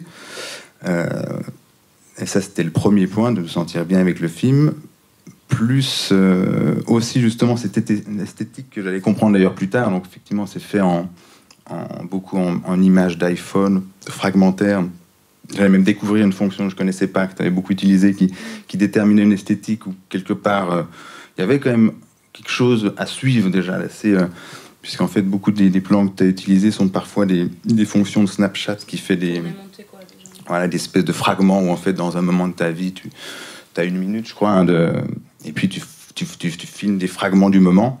Donc tout ça donnait déjà un effet esthétique. Ok, il y a aussi et donc ça combiné surtout à, je pense, la rencontre avec toi, parce que c'est toujours pareil. Il y a à la fois un film, tu peux voir, mais tu peux ressentir des choses, mais peut-être là, tu rencontres ensuite la personne et tu te dis, ouh là là, en fait, elle est peut-être pas contente de ce qu'elle a, ou elle a 1000 idées. Donc ça, je dirais, c'est le deuxième moment où je me suis dit... et puis voilà, en t'entendant, en parlant avec toi, je trouvais qu'il y avait il y avait un truc où tu savais... Voilà, on savait quand même si c'était... OK, il y aura peut-être des surprises, mais il y avait quand même, sans que ce soit du toilettage, il y avait une clarification, parce qu'il y avait effectivement plein de lignes temporelles, des chouettes défis qui étaient présentes, mais qu'il fallait éclaircir. Et du coup, voilà, on a effectivement, en faisant finalement un peu plus qu'on avait même imaginé, parce qu'au niveau des rushs, c'était aussi un désavantage aussi, parce que voilà, chaque cas est... Parce que je suis pas sûr que... c'est que tu avais finalement des rushs annuels très limités. On a presque regardé ce qui existait en plus. On était dans des rushs de 2h30 en plus à voir, peut-être. Donc, c'était quelque part... tout combiné bien pour que ce soit... quelque chose qui soit pas une boîte de Pandore où en fait on puisse être frustré de l'avancer. Et puis au final, voilà, il y a eu quelques éléments. Voilà, on travaillait la clarification et puis les éléments qui se sont rajoutés. Puis on tentait d'aller au bout. Moi, j'ai trouvé ça super intéressant parce que en une intervention finalement très courte et très ponctuelle, j'ai l'impression que vous avez en fait ensemble tous les deux trouvé un langage et que vous l'avez reformulé un langage ensemble en fait, et que c'est ça qui manquait peut-être au film ou qui n'était pas encore abouti dans le processus. Après aussi surtout le fait de plus être seule avec moi-même avec ce film-là et d'ouvrir la discussion avec Nicolas, etc. Et de vouloir effectivement clarifier sans trop clarifier non plus ces lignes du temps, parce que c'est quand même... Il fait 17 minutes et voilà, il fallait pas trop non plus éclaircir ces 11 jours et pas trop éclaircir non plus cette année parce que tout se mélange. Donc c'était un savoureux flou bien construit. Mais qui fait aussi que ce dialogue avec Nicolas, le fait de plus être toute seule à monter, fait que j'ai été rechercher des choses que j'aurais jamais été mettre toute seule, parce qu'il y a une espèce d'autocensure où tu fais bon, ça va, c'est déjà assez intime, je vais pas non plus... Il y a des choses comme ça que j'avais pas... Il y avait des plans que j'avais pas envie de mettre, il y avait des choses comme ça que je m'interdisais beaucoup. Et le fait effectivement d'avoir une discussion et d'avoir du coup du recul, de dire bah non, en fait on le teste très bien, fais ça demain, apporte ces images là demain et on voit, et ouais, a fait vachement avancer les choses. Et en fait on les a toutes gardées, ces idées là. Je parle de la photo, vraiment... de la carte postale, etc. C'était des choses qu'on a gardées et que je n'aurais jamais amené, je n'aurais jamais osé de les amener. Oui, ça a été vraiment de l'ordre de la réécriture aussi. Ouais. Mais moi, j'avais envie de vous partager ce cas parce que, en tout cas, dans les ateliers, je pense qu'on est assez bien placé. On en parle souvent pour voir les projets qu'on reçoit et donc pour prendre en quelque sorte la température des premiers films, dans quelles conditions ils se font, etc. Alors, est-ce que c'est une conséquence conjuguée du manque, des difficultés de financement des premiers films documentaires et ou de l'exigence des commissions qui, dans l'exigence du dossier, vont parfois trop loin. Donc il y a certaines... moi, à Dérive, j'ai voulu mettre au point vraiment une filière pour certains films comme celui-ci, parce que j'avais envie de renouer avec l'aspect spontané du documentaire, et donc, à un moment donné, simplement des gens qui prennent leur téléphone, leur appareil photo ou leur caméra et qui se mettent à filmer directement. Et donc voilà, j'ai envie quelque part de vous demander, vous les monteurs, que ce soit dans la salle ou ici, est-ce qu'on monte différemment un film qui a été préécrit ou pas? Préécrit, prémonté comme ça? Préécrit avant tournage, ou un film qui a été tourné de manière spontanée, parfois même pas avec une idée claire de la finalité que ça allait être en termes de film. C'est un peu retors, mais dans la mesure où déjà aussi je lis pas beaucoup les dossiers. Donc le fait qu'il y ait en documentaire une dramaturgie plus construite que d'autres documentaires où il y a quelque chose de beaucoup plus spontané, c'est ça? Oui. Ouais. Est-ce qu'on aborde là-bas? Après, on est toujours dans ce cas de figure de l'éternelle page blanche en permanence. C'est-à-dire que mais c'est un peu une porte ouverte, mais il y a un endroit où aucun projet va jamais se ressembler. Et c'est effectivement... Mais c'est plus cette gradation dont je parlais tout à l'heure entre fiction ou documentaire confondus. Quelque part, c'est un fil, effectivement, dramaturgique qui pourrait être plus tenu dans l'un ou dans l'autre, comme un événement dans un documentaire qui a une chronologie très forte, je sais pas, parce que c'est un rituel qui va de bout en bout et finalement, voilà, il y a quelque chose qui nous tient. Dans une fiction aussi une sorte de compte à rebours, dans une narration qui est construite autour de quelque chose qui arrive, encore qu'on peut encore trouver des moyens de mettre des choses temporairement en avant, et où en effet on est quelque chose où on s'ouvre après à d'autres problèmes de montage. Il y en aura toujours des cachés dans des coins, mais en tout cas sur des structures globales, il y a, effectivement, ça donne une espèce de rail.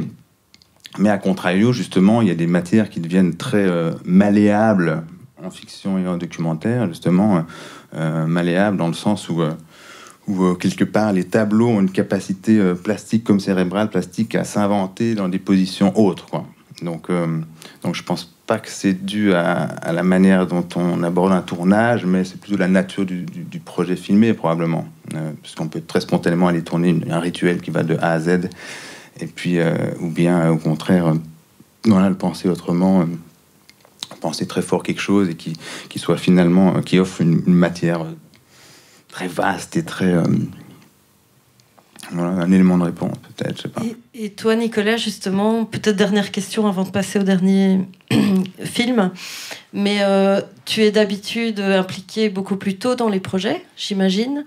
D'habitude, à quel stade? Est-ce que parfois, déjà, au moment du développement du projet, des choix tant techniques, que ce soit des choix de caméra ou des choix techniques que des choix d'écriture, est-ce que parfois tu en discutes avec les auteurs? Ou est-ce que plutôt tu préfères ne pas trop savoir et vraiment découvrir le film plutôt par rapport au rush, comme disait Idriss tout à l'heure? En fait, ça a un peu évolué. J'ai l'impression, un temps, je m'étais effectivement... j'avais l'impression qu'il fallait forcément pas lire. Mais là, je parle plus de fiction. J'ai quand même moins d'expérience en documentaire. Et c'est vrai qu'il y avait ce truc qui est parfois utile... d'être totalement vierge, rien que pour des spatialités. Enfin, il y a toutes sortes d'exemples où d'arriver effectivement avec cette fraîcheur, tu auras plus la capacité à créer des ponts qui n'auront pas été, dont le sillon n'aura pas été creusé par une prélecture ou des choses comme ça. Puis mine de rien, après, des fois, il y a des fois où c'est pas si mal d'interagir, je crois, un peu comme quelque part aussi un métier quand il y a le script fiction qui accompagne si fort au scénario aussi. Hein. C'est quand même tellement formidable de pouvoir avoir des bonnes scripts fiction qui interagissent avec les auteurs, réalisateurs des films de fiction. Et du coup, si la possibilité est donnée, du coup, on peut, quelque part, un monteur peut arriver à essayer d'arriver à aussi proposer une expertise de genre. Mais effectivement, script ferait ce boulot-là, puis alors pourquoi pas être deux plus qu'aucun, puisque deux cerveaux, toujours mieux. Donc, de plus en plus, quand on me demande, je vais en tout cas pas par principe dire je veux rester vierge, puisqu'en plus après des fois tu râles quand les choses arrivent, donc autant essayer d'assumer et d'essayer d'apporter un... Ouais. Et en documentaire, je savais que c'est arrivé, mais je pense que je m'empêcherai pas de le lire éventuellement. Avec Simon Gillard, par exemple, tu découvres les rushs Là, j'avais quand même lu un dossier et est-ce que ça m'a été utile? Oui, des fois, mais c'est comme mais comme tu disais, Doris, il y a toujours ce voyage bizarre dans les rushs où tu es pris toujours dans ce paradoxe, donc de ressentir des choses que les rushs proposent, mais qui ensuite vont évoluer forcément dans des choses où la temporalité changera, dans la perception d'un film où les choses seront compactées. Mais du coup, donc les choses qui sont vraies à un moment donné le sont plus tard, etc. Donc, tout comme un dossier où ça donne des lignes ou des thématiques directrices qui vont peut-être disparaître ou qui vont devenir juste sous-jacentes. Et des fois, si elles ont déjà disparu dans les rushs, c'est vrai que la fois où j'avais... Par exemple, dans le cas précis de Simon, il y avait des choses beaucoup plus... un fil de déplacement plus tenu, plus précis, qui était décrit dans son dossier, qui a au moins permis de discuter de choses en cours de montage. Tiens, mais ça, cette piste-là, est-ce que... et que d'avoir pu l'avoir en tête quelque part à un moment donné, dans l'avancée, pour nourrir un débat ou un contre-débat, quoi. Donc, je pense que c'est des fois intéressant, même si c'est évidemment pas des marches à suivre, quoi. Mais pour le cas Simon Gillard, donc le film dont il est question ici, c'est Bolibana qui passe, je pense, à Film à tout prix jeudi, donc ne le ratez pas, c'est quelque chose d'assez passionnant, nominé au Magritte par ailleurs. Et ce qui est intéressant, puisque tu évoques d'avoir lu le dossier pour une fois, nous aussi on l'a lu pour l'aider, on avait lu un court-métrage de 24 minutes où il n'était pas question de personnages féminins, et on se retrouve avec un film d'1 heure dans lequel il y a d'abord les garçons et puis les filles. Tant mieux. C'est Dieu merci, de temps en temps, il faut savoir pervertir la commande ou la trahir et dans ce cadre-là. Et c'est peut-être aussi, envers ce que tu disais, une liberté qui permet encore un système en atelier où on n'a pas trop de comptes à rendre et où on aime encore bien que les gens travaillent en totale liberté. Alors, le dernier cas de figure qu'on va regarder avant peut-être de passer la parole à la salle, c'est un film donc de Pauline Beugny, qui est la première des deux à ma gauche, et la deuxième, Pauline Piris-Nury, a monté le film. Alors, Pauline Beugny, c'est un personnage assez atypique dans le monde du documentaire, puisque en fait, on a toujours en tête un Sas, Yadé, un Rassi, et puis on se retrouve avec quelqu'un, et c'est une tendance de plus en plus forte dans les dossiers qu'on reçoit, nous, qui sort de l'IEX, qui par ailleurs a une très grosse expérience déjà de photographe. Moi, j'ai découvert le travail de Pauline au musée de la photo de Mont-sur-Marchienne, où il y avait une rétrospective de son travail en Égypte.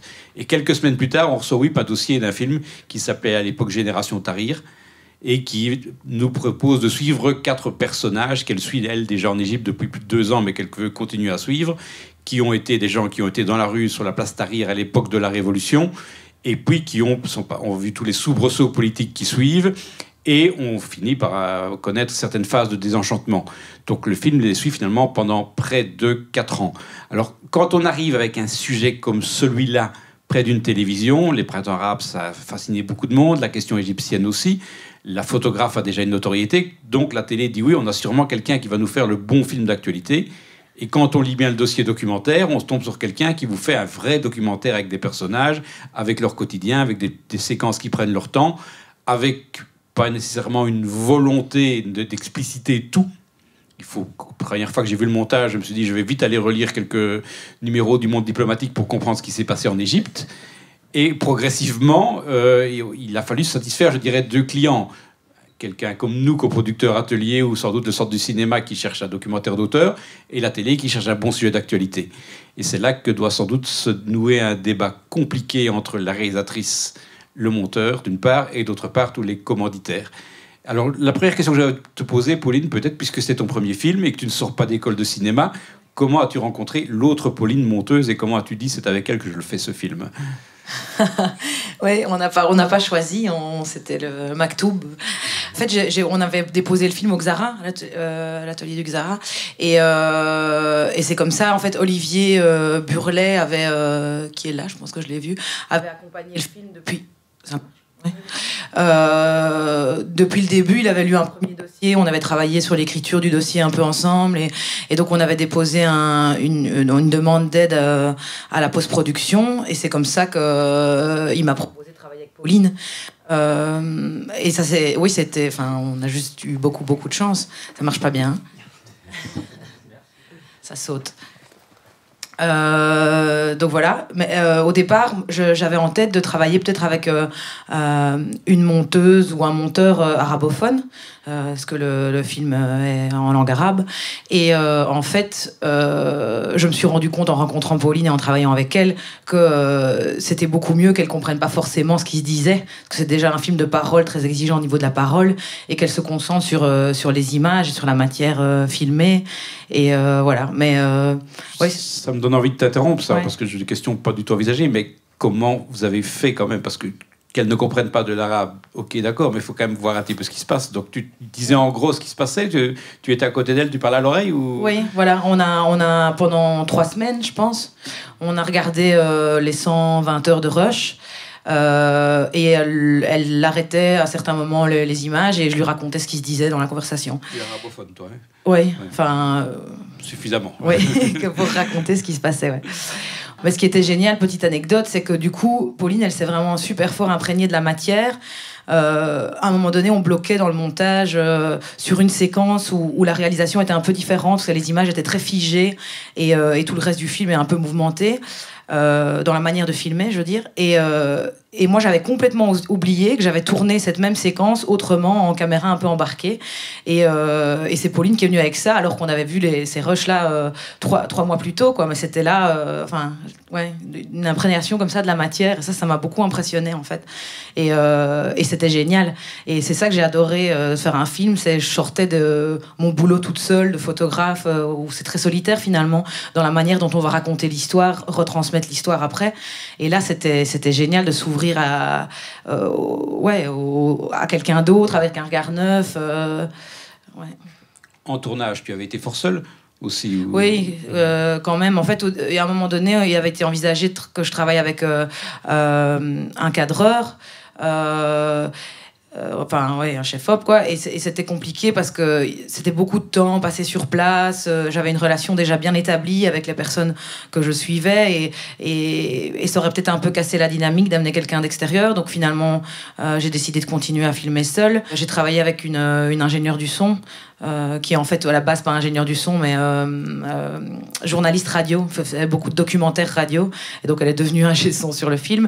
Et voilà, ça s'est passé comme ça. Mais déjà dans la production, le fait de faire le film, de prendre les images, j'étais déjà un peu moins seule. Mais au montage, c'est là que je me suis dit, en fait, j'ai envie de faire du cinéma pour cette raison-là, parce que c'est une aventure commune, et c'est ça qui est magnifique. On s'y est vu quelques fois au montage, et là je pose la question aux deux. Comment est-ce que vous avez... Parce que chaque fois c'était des deuils. Vous êtes arrivé, les premières versions, je crois que de la première que j'ai vue, faisait 2h20 ou chose comme ça. Et tout le monde disait à la fois c'est passionnant, mais de temps en temps on reprend un peu nos oreilles de diffuseurs, mais où va-t-on montrer ça? Et donc, comment est-ce que vous êtes arrivé progressivement à ce processus qui a fait un film, je pense, il y a 1h50 maintenant pour le cinéma, et 1h20 pour la télé, pour ceux qui verront l'abrégé. Donc, comment s'est passé son processus? Peut-être que c'est Pauline qui va répondre. Ça s'est passé assez naturellement, parce que je pense que c'est un peu... Avec une matière comme ça, c'est un peu normal d'arriver à un premier film de 2h30, 3h. Mais on savait que de toute manière, au fur et à mesure, on allait éclaircir ça en fonction de ce qui allait ressortir. Donc ça s'est fait assez naturellement. Et des fois, il y a eu des deuils, mais ils se sont plutôt bien passés. Enfin, c'était pour elle comme pour moi, d'ailleurs, parce que des fois, on était attachés, pas forcément aux mêmes séquences, mais... et puis petit à petit, en discutant. Et c'est là aussi que c'est les regards extérieurs qui sont importants. C'est de choisir les personnes qu'on veut inviter pour ces premières visions, quand on commence à avoir une structure qui semble tenir la route, même si on sait qu'elle est trop longue, etc. Là, il faut choisir des personnes en lesquelles on a vraiment confiance pour voir ce qui va ressortir et qu'est-ce qu'ils vont nous dire, quoi. Et ça nous a beaucoup aidé, je pense, aussi ensuite à faire des choix. À voir ce qui était clair, pas clair, ce qui semblait trop long ou ce qui, au contraire, était intéressant dans la longueur. Alors, voilà, ça c'était pour la version cinéma. Après, c'est sûr, quand on a fait des visions, je veux dire, avec les gens de la télévision, là, les discussions étaient tout autres, puisque Enfin voilà, c'était des gens qui allaient dans un tout autre sens que nous, je pense, et qui voulaient un autre film en fait. Donc là, on était dans une autre phase de négociation et d'explication de pourquoi on faisait ces choix-là. Alors que sur la version cinéma, c'était assez évident et les gens qui nous accompagnaient nous donnaient vraiment des conseils pour nous orienter. Et nous, on faisait nos choix en fonction et ça a été autre chose ensuite pour l'autre. Oui, et en fait, pour répondre au début de ta première question, sur ils avaient peut-être en tête déjà à la base, quand ils ont coproduit le film, un autre film que celui que j'avais envie de faire et puis qu'on avait envie de faire avec Pauline quand on s'est mis en montage, à réécrire le film à ce moment-là. Mais en fait, on ne s'est jamais occupé de ça pendant notre travail de montage. On n'a jamais pensé à ça.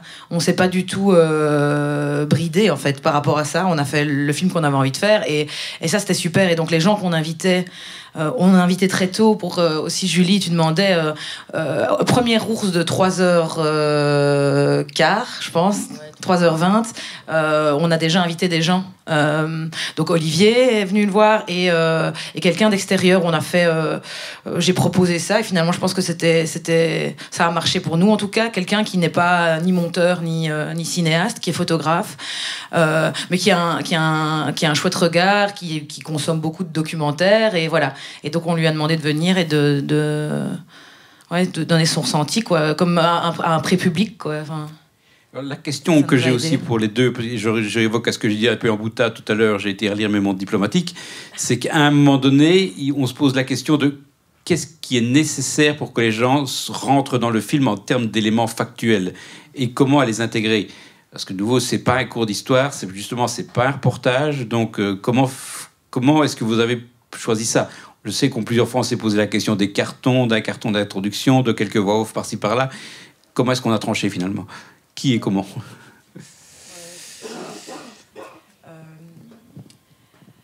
En fait, on s'est rendu compte que moins on en disait, plus c'était clair. Enfin, que plus on essayait de donner de l'info. Donc, il y a eu ce moment-là où on essayait de remettre les choses en contexte. Donc, pas par une voix off, mais par des séquences qui réexpliquaient certains événements, certaines choses qui s'étaient passées.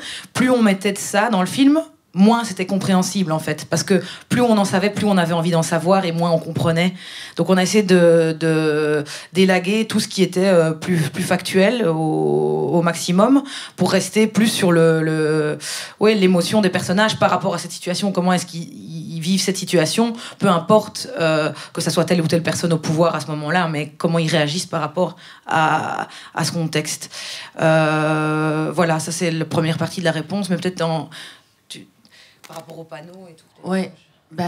C'est assez vrai ce que disait Pauline, c'est-à-dire que nous, à des moments, on a essayé d'expliciter les dates, tout ça. C'est resté dans la version d'ailleurs cinéma, et je pense que le bon côté de la version télé, comme on en parlait avec Pauline, c'est que ils ont trouvé quelque chose pour finalement en dire un peu moins, et ça éclaircit parce que l'idée, c'est que c'est pas un film sur la révolution égyptienne, c'est un film sur ces gens-là et aujourd'hui, comment ils vivent le fait que cette révolution, quand même, s'est mal terminée, quoi.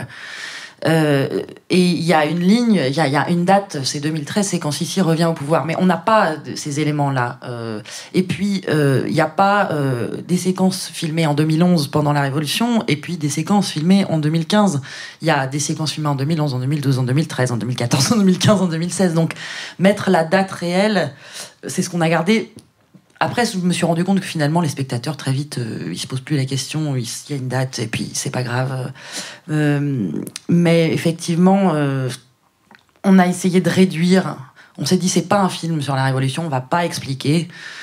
Et on donne quelques éléments dans le carton au départ pour qu'on comprenne juste que ces trois étapes-là, l'insurrection, la Révolution, la répression avec Sissi, et puis maintenant la situation actuelle. Et c'est ça qu'il faut comprendre. Et après, effectivement, moi j'ai un ami qui était venu à la première, qui est très militant, qui connaît beaucoup de choses. Il était sidéré parce qu'il s'est rendu compte qu'il avait raté plein de choses par rapport à l'Égypte. Et il est retourné lire Le Monde diplomatique et aller sur Internet. Et c'est bien.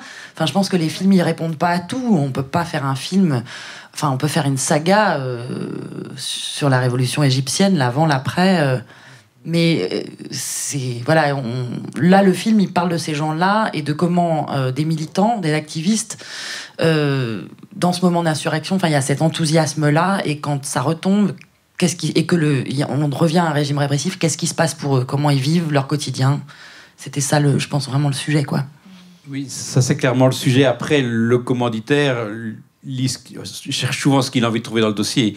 Et c'est clair qu'un film sur l'Égypte, c'était attendu. Quelqu'un qui a un profil IX, photographe, on a un peu l'impression qu'on va avoir quelque chose qui part plus dans le reportage. À nouveau, on revient à ce que je trouve réjouissant de trahir la commande. On est encore dans un bel exemple, mais effectivement... par rapport à la télé, tu veux dire, là. Oui, avec la diffusion, peut-être plus compliquée, mais au moins du film que vous aviez envie de faire. Ah oui, ça c'est ce que disait Pauline. On n'a pas, à aucun moment, on s'est dit on va mettre une voix off, ça va faire 90 minutes comme. Enfin, on s'est dit on fait le film qu'on veut faire, puis après on verra. Inch'Allah. et en fait, c'était très bien. Puis la productrice était aussi de notre côté. Enfin, du coup, on faisait bloc de toute manière, donc il n'y avait pas beaucoup de possibilités, mais il n'était pas vraiment question, je pense, de tout remettre. Et j'ai pas vraiment l'impression qu'il y a une trahison, parce que c'est pas les seuls producteurs, c'est pas des commanditaires producteurs, ils sont coproducteurs comme d'autres. Si le Xara s'était mis à nous mettre le couteau sous la gorge pour que ça fasse 2 heures et les autres, enfin, on s'en sort pas vraiment. Donc, j'ai jamais vraiment compris pourquoi la télé aurait plus de poids que les autres, d'ailleurs, étant donné c'est pas les seuls à mettre. Et moi j'ai l'impression, l'expérience que je retiens finalement maintenant, c'est que j'aurais pu tomber dans un truc, et peut-être on y est allé un tout petit peu trop en essayant de trouver un compromis, et il fallait pas faire ça en fait. Il fallait à un moment donné, on a essayé de trouver un compromis, de leur proposer une version qui serait la version unique du film. Et en fait, je crois qu'on n'aurait même pas dû se poser cette question-là. On aurait dû faire le film et puis négocier avec eux, peut-être ce qui s'est passé d'ailleurs, une petite rallonge de budget, etc., pour faire une version qui leur correspond et faire 2 versions. Et comme ça, il n'y a pas de... Et faire des compromis là où ils sont importants à faire, c'est-à-dire en laissant tomber une séquence parce que le film est juste plus fort et que tu es attaché à cette séquence pour la mauvaise raison, laisse-la tomber. Et là, ça c'est des bons compromis à faire, mais pas sur dans des histoires de durée, des contraintes qui sont pas les bonnes contraintes, qui sont pas des contraintes porteuses, qui je sais pas, qui nous permettent d'être plus créatifs. Non, c'est des contraintes qu'on a du mal à comprendre et donc qui n'ont pas de sens en fait pour moi. Et donc voilà. Et puis finalement, en plus, le fait de tenir bon quand même à la fin et de dire voilà, bon, on garde cette version-là, c'est celle-là qu'on enverra en festival, etc. Mais on va trouver une solution, et c'est comme ça que ça s'est débloqué. Donc la cellule documentaire a proposé qu'on travaille avec une consultance. Oui, c'est comme ça qu'on l'a imaginé, et c'est comme ça qu'Emmanuel Dupuis est arrivé dans le projet, et que Pauline aussi a lâché le bébé. Oui. Bien, on est à peu près du coup récupéré nos petits retards de début. Donc voilà, c'est 3-4 figures. Il y a d'autres monteurs, on a reconnu dans la salle. Donc si vous avez des questions à poser aux expériences ou des expériences dont vous voulez nous faire part, nous avons encore un bon quart d'heure devant nous, n'ayez pas peur. On peut se balader dans la salle avec le micro. Je crois qu'il va falloir le faire d'ailleurs pour l'enregistrement. Question quelque part? Oui, je vais venir vers vous. Ou bien même... Voilà. Magnifique. En fait, j'avais une question par rapport à la fois pour les réalisateurs et les monteurs. En fait, j'aimerais savoir comment on fait le choix de travailler avec tel monteur ou un autre. Et inversement, comment un monteur peut dire « je suis capable de faire ce film et j'ai envie de le faire et je me sens capable de travailler avec tel réalisateur ». Et est-ce que cette question peut persister même pendant le montage, et comment on gère ce doute? Est-ce qu'on est capable de faire ce film dans telle configuration? Merci. Ça, je vais te le laisser gérer, d'autant que toi, tu es réalisatrice. Oui, donc Lou, dans ce cas-ci, je t'ai proposé... allez, on a envoyé le montage tel qu'il existait à 4-5 monteurs, avec qui je pense que tu as eu une bonne relation avec tous. Mais qu'est-ce qui fait que tu as choisi de travailler avec Nicolas? Alors ça, je ne saurais pas dire. C'est vrai que je les ai tous rencontrés et ça a été à chaque fois des super belles rencontres et des super bonnes discussions autour du film et même des rencontres humaines. Et qu'est-ce qui fait parce que tu es le dernier en plus que j'ai rencontré. C'est drôle. Je ne saurais pas dire. Je pense que ça me... Je pense que ça a marché avec les autres, mais ça marchait plus avec toi. Je saurais pas dire. Je saurais pas bien. Je crois pas que j'aurais bien raconté. Je sais pas. Un truc instinctif. Et vu que ce montage était et que ce film est assez instinctif et que ouais, je l'ai plus senti. Ouais. Alors que ouais, bizarrement, je crois que bizarrement, avant de te rencontrer, j'avais un petit peu jeté mon dévolu sur quelqu'un d'autre. Et puis en fait non. Après après notre rencontre, c'était sûr que j'avais envie de travailler avec toi. Mais une sorte de petite magie, je sais pas bien. Merci. Alors, comme j'ai un peu expliqué, c'est vrai que c'est une bonne question aussi. Comment nous on fait en l'occurrence là, moi j'avais beaucoup aimé ton film. Cette fois, en fait, ça rentre en adéquation avec nos désirs de cinéma. En tant que monteur, on est dans un endroit où voilà, on crée, mais en même temps, on est au service d'eux. Et puis, il y a des fois où il y a des matchs parfaits. Il y a peut-être aussi, après, il y a plein de monteurs différents, avec aussi, des lignes de travail qui sont plus dans une direction très précise. Moi, je sais qu'il y a à la fois il y a un univers ou des films de dispositifs, justement... qui attisent plus mon désir, mais parfois ça arrive aussi dans d'autres circonstances, pas que ce soit des défis, mais des choses qui me sont pas, qui peuvent être un peu étrangers, mais qui m'attirent, mais où j'ai des questions, mais toujours dans l'idée qu'il y a quelque chose qui me titille, tiens, peut-être apporter un truc qui pourrait être intéressant dans les trucs qui ont pu me manquer dans d'autres des films qu'il a pu faire ou des choses comme ça. Donc en tout cas, pour ma part, il y a quand même quelque chose dans mon plaisir de faire du montage. Il y a plusieurs choses, il y a des choses très internes, des désirs de narration et tout ça, mais il y a aussi, j'ai l'impression, une sorte de capacité à mélanger entre être assez sûr des désirs que j'ai de film, mais pouvoir aussi vraiment entendre une sorte d'ouverture sur le rythme, la respiration d'un regard d'un auteur, de réalisateur, quoi, pour qui je me mets quand même au service. Et voilà. Et juste dans ce cas-ci, en tant que producteur, parce que c'est souvent quand même un paramètre dans le choix du monteur, c'est qu'il faut qu'on sente aussi, nous, que c'est quelqu'un qui va savoir, par rapport au projet, au processus et au stade dans lequel il est, quelqu'un qui va savoir se placer à la bonne place, en fait, par rapport au film et au réalisateur. Moi, je voulais juste rajouter pour continuer le propos de Nicolas, parce que je pense que voilà, un monteur, aussi bien toutes les expériences qu'il a, il peut pas tout monter. C'est vraiment une question d'univers, hein, je rebondissais sur ce mot-là. Je pense que ce qui se match, voilà, ce qui se met ensemble entre un réalisateur que Lou peut pas expliquer, c'est qu'à un moment donné, voilà, tu as un univers qui s'est senti en confiance. Et je pense que ça, je voulais donc, pour répondre à la question, là-haut, c'est vraiment une relation de confiance. Moi, je pense que le mot accouchement est bon. Hein, on choisit sa sage-femme aussi. Voilà, hein, tu le disais, l'accouchement. Donc voilà, il y a un peu de cet ordre-là. Mais on parle pas du pire, c'est quand ça se passe mal. Moi, j'ai connu Thierry à une époque où il en prenait plusieurs sur un montage. C'était un vrai enfer à vivre. Quand tu rentrais dans la pièce, tu sentais comme une tension, tu vois, comme si les objets étaient tous électriques. Et c'était terrible, hein, c'était vraiment, je trouve ça, on vit ça aussi, il y a cette relation, cet univers, cet équilibre, mais parfois on peut voilà, se rendre compte qu'on s'est mal compris. C'est un peu parfois comme une histoire d'amour, hein, on est tombé amoureux de quelqu'un, puis on se dit, mais en fait c'est un con lui. Voilà, et en plus tu dois encore vivre avec lui, terminer le loyer, ou je sais pas, tu vois, et là c'est un peu ça. Donc soit tu termines, soit tu ne termines pas. Mais je pense que l'expérience, et ça je parle aux monteurs plus aguerris, avec Marika c'était un peu le cas, des tensions on en a eu, oui. Mais notre expérience fait qu'on va pas... Voilà, c'est pas notre première histoire d'amour, on n'est pas des puceaux, et voilà, quoi, on y va, on continue, on trouve quand même... parce que ce qui est le plus important, c'est de mettre l'œuvre en avant. Si on a senti que le monteur ferait tout pour cette œuvre, comme le réalisateur le fait aussi, voilà, je pense qu'on va aboutir, on va y arriver. Voilà. C'est clair qu'en tout cas, au sein d'atelier, nous on voit souvent des changements de monteurs en cours de processus, qui sont la plupart du temps... Il n'y a pas de coupable, c'est tout, c'est une rencontre qui ne s'est pas bien faite. Tu as un point de vue là-dessus, Marika, j'en suis sûr. Celle-là, je ne la voyais pas venir. Oui, Ben c'est sûr que c'est des choses qui arrivent parce que quand vous rencontrez quelqu'un en entretien, il vous paraît bien, il vous parle de votre projet, vous pensez qu'il a compris votre univers, votre sensibilité, qu'il va amener quelque chose de plus par rapport à des choses qu'il a dit.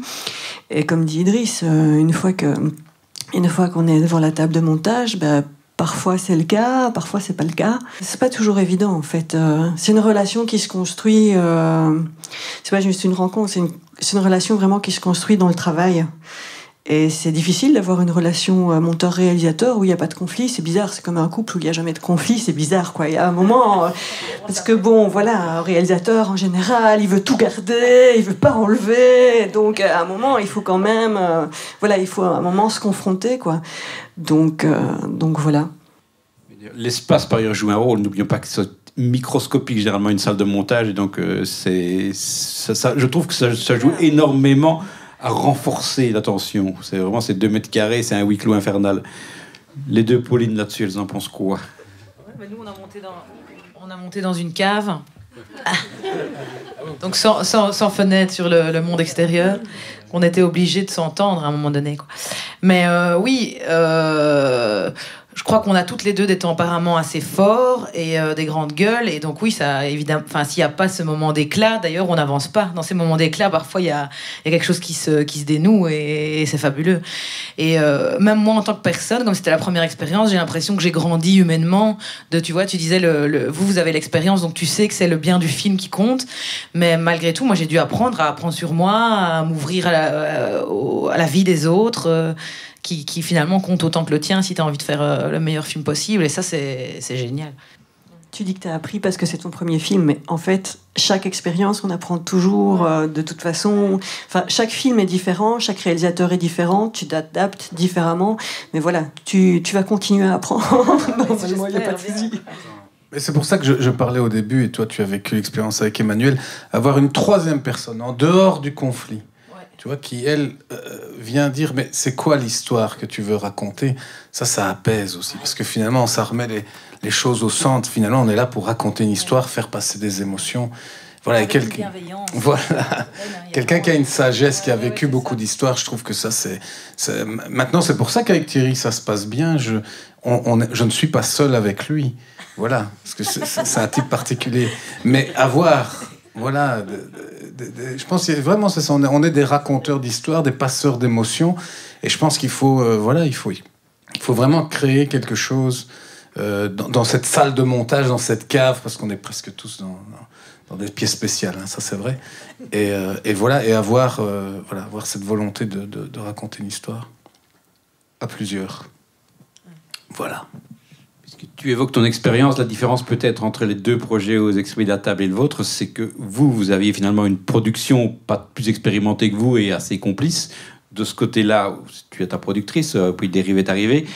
Par contre, le projet que tu as fait ici, tu avais derrière une production importante et on a souvent cette troisième personne dans la cabine de montage qui apporte la troisième voix qui n'est pas nécessairement la voix royale. Oui, tout à fait. Oui, c'est ça. Non, la production, c'est vraiment intéressant. Mais ça, je pense que... j'en parlais à Marika tout le long du montage, d'ailleurs, que... non, je ne voudrais pas être... comment dire?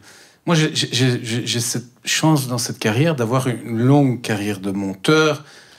Voilà, je vois venir les choses de loin. Voilà, ils vont pas me la faire, tu vois, voilà, des choses comme ça. Mais si j'étais jeune réalisateur, effectivement, avec une grosse production, c'est très inhibant. Très inhibant parce que c'est une pression terrible et tout ça.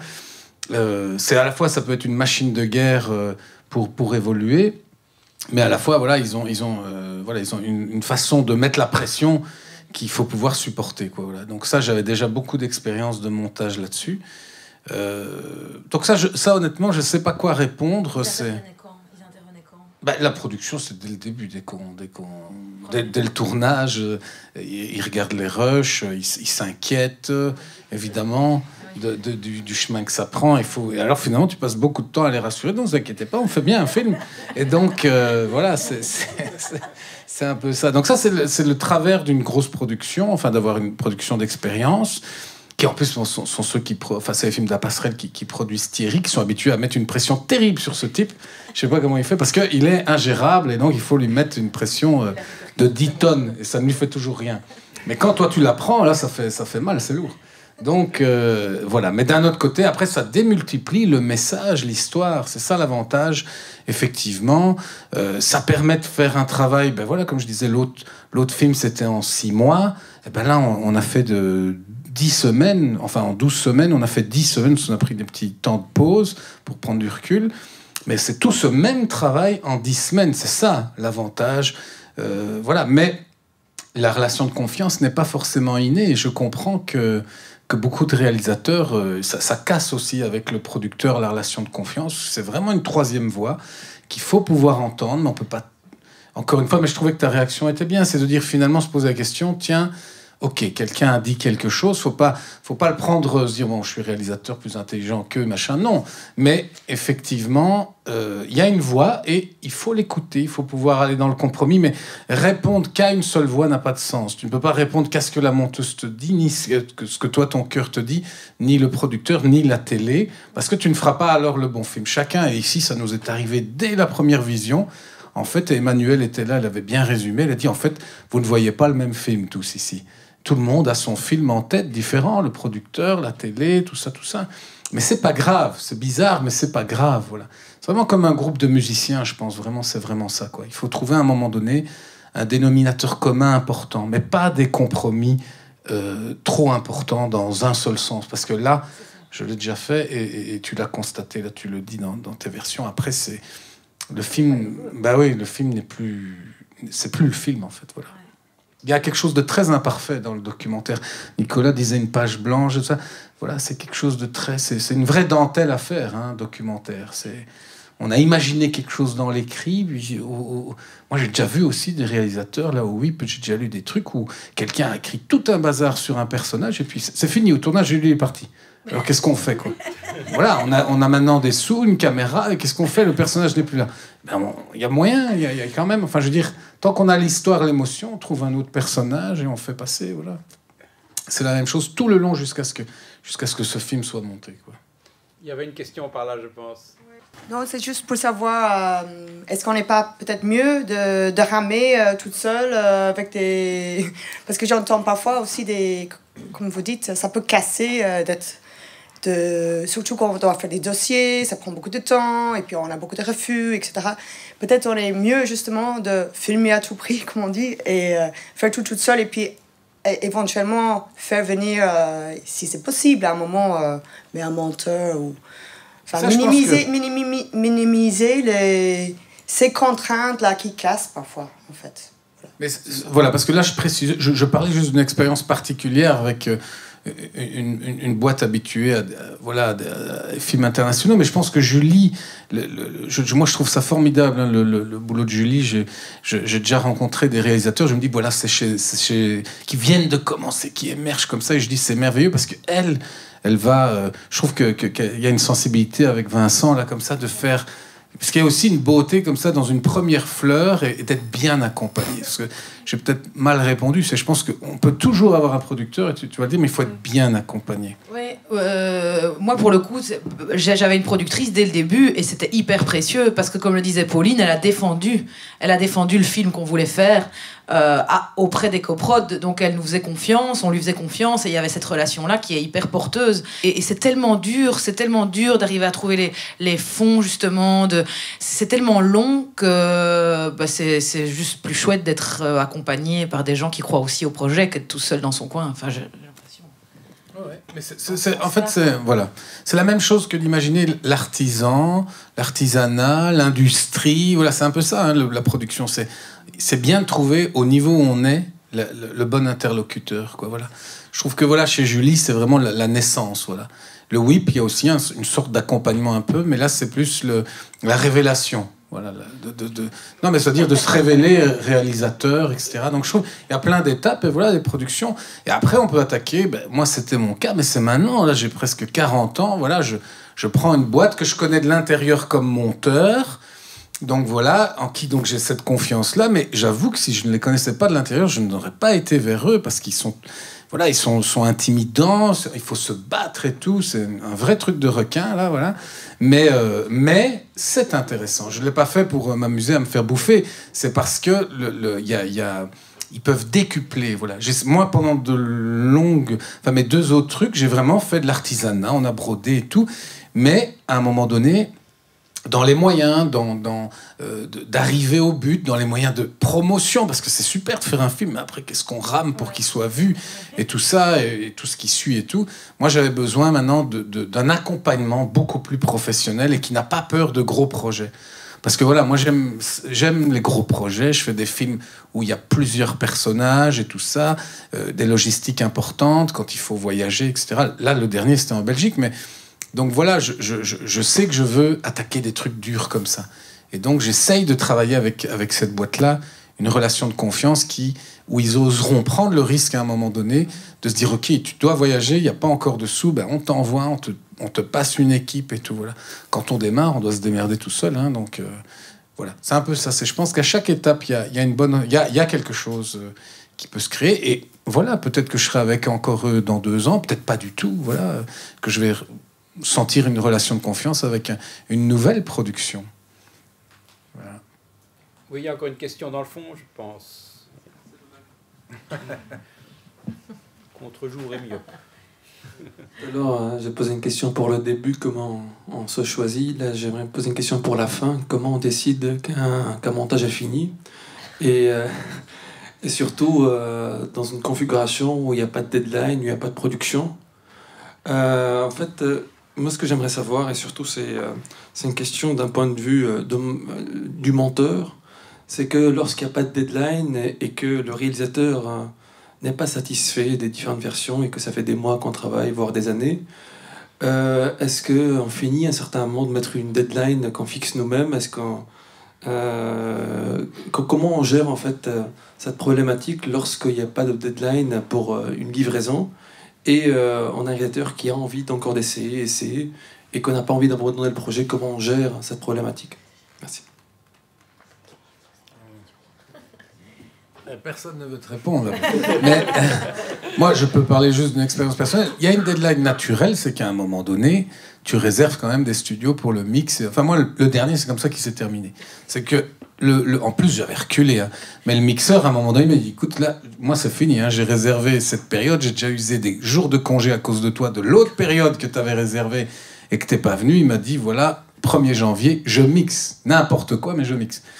Et c'est vrai qu'en octobre, je pensais avoir fini, j'étais content, parce que tu sais, voilà, tout le monde te dit c'est bien, le producteur c'est bien, tout le monde est satisfait.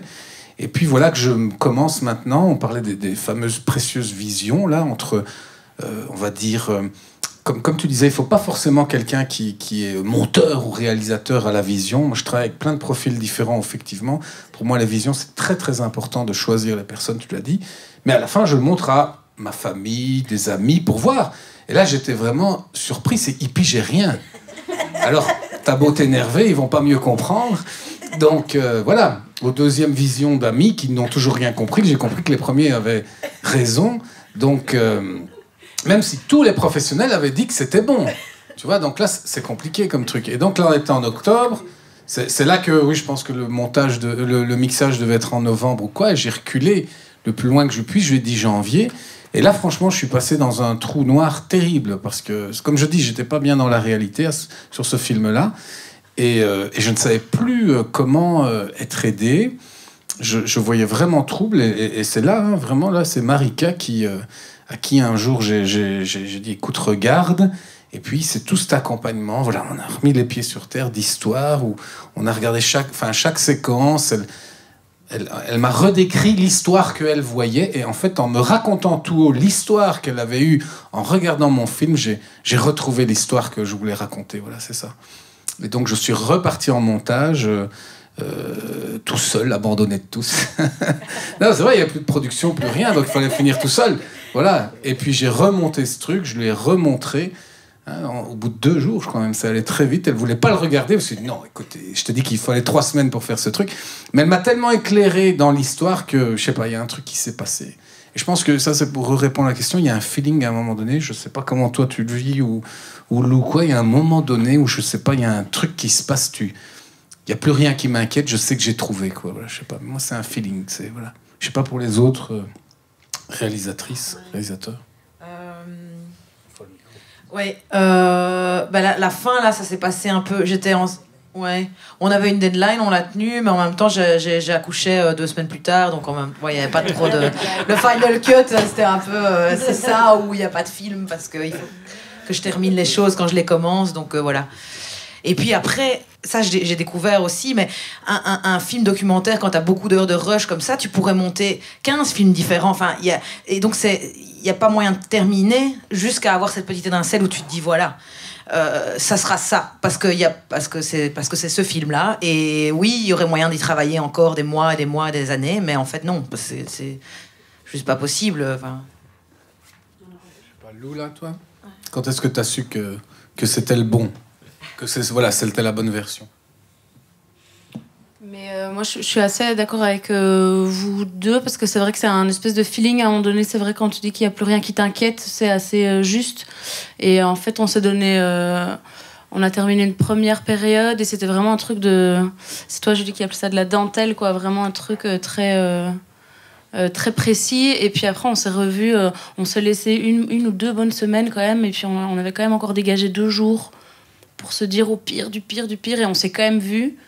Et puis on a quand même fait un changement, mais un poil, un truc de 5 secondes où je trouvais ça trop long, puis en fait c'était trop court, et puis en fait on n'était pas d'accord, et puis en fait pour finir t'avais raison, et on a laissé comme ça.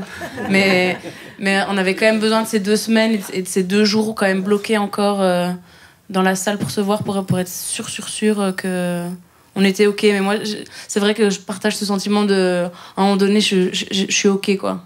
Je suis ok, c'est bon, on peut terminer. Ouais, je suis assez d'accord avec ça. Et puis pour ajouter quand même, effectivement, il y aura quand même toujours une obsession. C'est-à-dire que je sais plus qui c'est, je crois que c'était Tati qui disait, il a été croisé dans les couloirs d'un truc de travail, de montage, et on lui a demandé qu'est-ce qu'il faisait, et puis il bossait sur Mon ongle qui était fini depuis 10 ans. Genre, je crois que c'est lui qui faisait ça. Et c'est vrai qu'il y a quand même toujours un endroit où il y a ce feeling, mais c'est pour ça que je parlais, il y a un rapport à la volonté quand même, un endroit, et puis à la foi, quoi. Ok.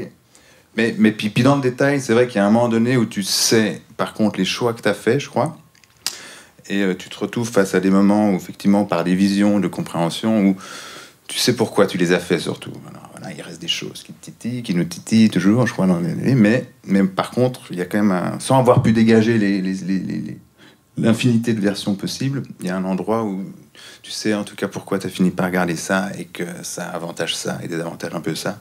Et puis alors, c'est ton degré de paranoïa, d'obsession. Continue. Hein. Mais bon, voilà, en tout cas, ici, on était contents quand même. Ouais. Par contre, il y a un cas de figure où, quand il n'y a pas du tout de production, moi, ça m'est arrivé quand même de monter des choses où il n'y a aucune production. Et c'est là qu'on se rend compte que ça sert quand même d'avoir un cadre et un planning et des échéances, parce que les échéances, elles obligent, à un moment donné, le réalisateur doit revenir sur Terre. Et moi, j'ai lâché 2 films comme ça. C'était des courts, mais où, au bout d'un mois, par rapport à ce qui a été filmé, au travail qui a été fourni, au tournage, etc., je pense que ça va être compliqué d'aller beaucoup, beaucoup plus loin. Et on pourrait mettre une forme finale et décider que ça se termine, et les réalisateurs n'arrivent pas. Parce qu'ils sont encore en train d'imaginer quelque chose qu'ils n'ont jamais tourné. Et là, en fait, ce qui est bien, c'est qu'on a aussi d'autres projets dans la vie. Donc on dit, je ne suis plus disponible, au revoir. Mais c'est toujours dommage, parce qu'on aimerait bien finir un travail quand même quand on a commencé avec quelqu'un. Mais moi, ça m'est arrivé 2 fois de faire ça. Et je pense qu'après, les réalisateurs ont remonté leur film eux-mêmes, ont rallongé toutes les séquences. Et tout ce qu'on avait enlevé, l'ont remis. Mais bon, c'est leur film, donc voilà. Mais ça, c'est dommage, parce que ça demande 2 fois plus d'exigences et de capacité à se cadrer, si on n'a pas de production, parce que du coup tout est ouvert en termes de timing, sauf qu'en fait il faut pas, des fois on dépasse le seuil où on a passé trop de temps, et il faudrait arrêter vraiment, quoi. Oui, c'est intéressant ce que tu dis, et vous le dites tous finalement, la question purement, je dirais, pratique de timing, des échéances à respecter. Parfois, il n'y a que la contrainte pour contraindre. Voilà, la meilleure manière de finir quand il faut finir. Et c'est vrai qu'on a des réalisateurs qui... Nous, on en a gardé des versions de montage, je crois. Mon record de Pukshu Whip, ça doit être 2 ans et demi. Et les dernières versions n'étaient pas les meilleures. À un moment donné, ça finit par tourner en rond aussi. Il y a quelque chose que vous avez dit tous les 3, finalement, en commun, que je relève également. C'est qu'à un moment donné, il faut laisser reposer, quelques jours et parfois on a la tête beaucoup plus claire quand ça revient. Et alors il y a quelque chose que tu as ouvert ici aussi, les films qu'ils n'ont pas tournés, mais le problème en documentaire light, ces gens qui tournent tout seuls, c'est que comme ils ne l'ont pas tourné, ils vont aller le refaire une fois que le montage est fait. Je suis confronté à un cas pour l'instant qui est en finition chez nous depuis 6 mois, où chaque fois que je vois le montage, le gars dit « mais je suis reparti 15 jours en Égypte, je suis parti une semaine au Maroc, j'ai rajouté un truc ». C'est passionnant, mais à un moment donné, j'ai envie de dire « oui, mais t'as assez de matière, il faut l'arrêter là ». Ou alors on fait un site net avec des éléments qui s'ajoutent sur le sujet et qui peut durer des années, mais avec une diffusion plus confidentielle, mais là, la matière y est. Mais même parce que parfois il y a une tricherie du « oh ben ça va, je vais faire une série alors hein. ». Mais voilà, je l'entends toujours ça des réalisateurs. Ça, on va faire des 20 minutes. Non, c'est comme une peinture vraiment. Si on fout toute la peinture dessus, il y a un moment donné où chaque couche cache l'autre couche, quoi. Donc il faut... Voilà, c'est tout ça l'art, je trouve, de l'accompagnement du montage. C'est y aller par petites touches et ne pas... voilà, et trouver cette peinture. Voilà, c'est ça. Voilà. L'ajout de matière ne fait pas le film. Je ne sais pas s'il y a encore des questions. On a peut-être encore le temps pour une. Bonjour. Je voulais savoir s'il y avait ici dans la salle, parmi vous, des cas dans lesquels la monteuse ou le monteur s'est retrouvé presque dans un cas de scénariser un documentaire qui est en train de se faire. C'est-à-dire... le réalisateur qui commence, qui n'est pas sûr de ce qu'il fait, qu'à un moment donné, le monteur, à force d'avoir connu des autres histoires ou de savoir comment ça marche le système, il va proposer une version, une approche tellement intéressante que c'est, pour finir, on prend cette passe-là, et pour finir, le film est scénarisé par le monteur d'une certaine façon. Est-ce que ça vous est arrivé ou pas? Marika. Ben en fait, le principe du travail de monteur, c'est un peu ça, quelque part. Après, il scénarise pas... Enfin, faut faire attention avec les termes, parce qu'on n'est pas dans de la fiction. Mais il va pas créer la trame narrative seul, il va la chercher avec le réalisateur. Mais c'est ça le but. C'est qu'au départ, un réalisateur, il a écrit un dossier. Pendant qu'il a tourné, il s'est peut-être imaginé « oui, mon film va commencer par cette séquence, c'est sûr, puis il terminera comme ça ». Et c'est le premier truc qu'on essaye. Et alors quand on regarde l'ours, donc l'ours c'est vraiment la première étape de travail, on va dire nous, notre ours il faisait 3 heures. Et alors c'est là quand on s'est dit oui ok, on met dans tel ordre et on réfléchit mais c'est théorique. Donc on se dit oui, en théorie ça va super bien marcher, ça va bien s'enchaîner, ça c'est la même thématique, c'est bien, ça développe quelque chose. Et puis quand on le voit en fait c'est juste catastrophique. Donc il faut repartir de la matière et plus du tout de ce qui a été écrit. Et il faut vraiment s'inspirer de bon, qu'est-ce qu'on a réellement dans la matière? On part de ça et on va trouver ensemble l'histoire qu'on va raconter, le début, le milieu, la fin et comment les choses vont s'enchaîner. Voilà, c'est comme ça le travail de montage se passe. Et c'est vraiment la base du travail du montage parce que oui, il y a tout ce qui est esthétique, mais la première chose qu'on cherche, c'est quand même une structure. C'est qu'est-ce qu'on va raconter et comment on va finir le film, comment on va le commencer. Ça, c'est les premières questions qu'on se pose. Mais parfois, on trouve les réponses vraiment seulement à la fin. On trouve le début une fois qu'on a trouvé la fin, mais tout à la fin du montage. Donc voilà, c'est vraiment, ça fait partie du travail, c'est la base. Voilà, mais je rajouterais pour bien clarifier que oui, c'est parce que le mot scénario est pas très juste, enfin dans ce cas-ci, hein. Mais voilà, pour moi le monteur c'est la dramaturgie, l'émotion, c'est comme une éponge, hein. Il va emmagasiner les rushs. Toi tu disais que tu passes 2 semaines, chacun sa technique, mais ouais. Toi tu passes 2 semaines à regarder toute seule et tout, tu t'imprègnes de l'émotion et puis tu la rends sur les mois qui vont suivre. Mais je pense que votre question elle était plus précise, en tout cas dans le sens, j'ai été confronté moi sur effectivement un documentaire où le réalisateur, là il y avait un couac, il y avait un problème, c'est que il y avait pas de quoi faire un film avec ce qu'il avait tourné. Voilà, c'est très bizarre à expliquer, c'est pas le nombre d'heures de rush ou quoi, mais en tout cas moi j'ai dérushé le truc. Enfin, c'était d'abord un assistant à moi qui avait dérushé, puis ils reviennent avec la matière, ils reviennent avec 20 minutes pour faire un 52 minutes. Donc là, ça m'a beaucoup inquiété. De 2 semaines, ils reviennent avec 20 minutes. Et je me dis, attends, c'est pas possible, ils ont fait une erreur. Donc je repasse, là, je fais comme toi, je m'imprègne de tout le truc. Et effectivement, le feeling que j'ai vu m'a dit, tiens, là, il n'y a pas un film. Et alors là, je pense que ce n'est pas le monteur, je sais pas, les autres peuvent peut-être dire, mais moi, j'ai plutôt tiré la sonnette d'alarme, en fait.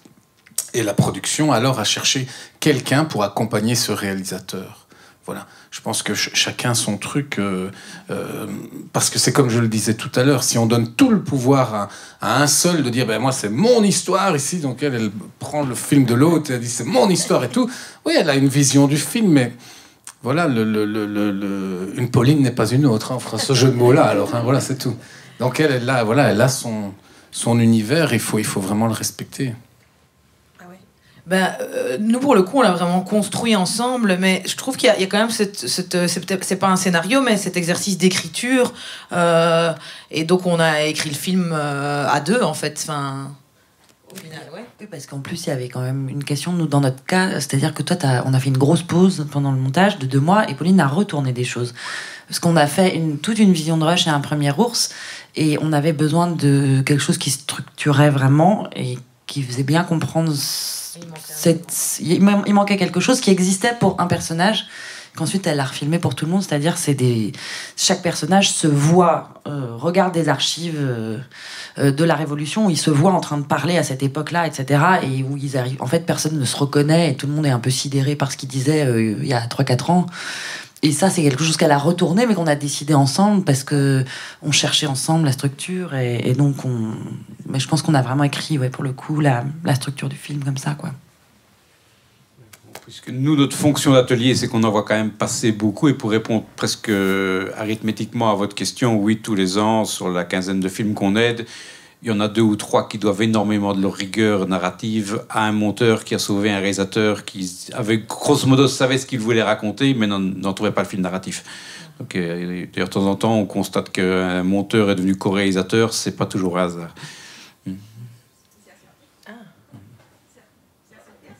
Ça se fait. Je regarde déjà quelques exemples récents de cinéma belge que je ne citerai pas. C'est arrivé.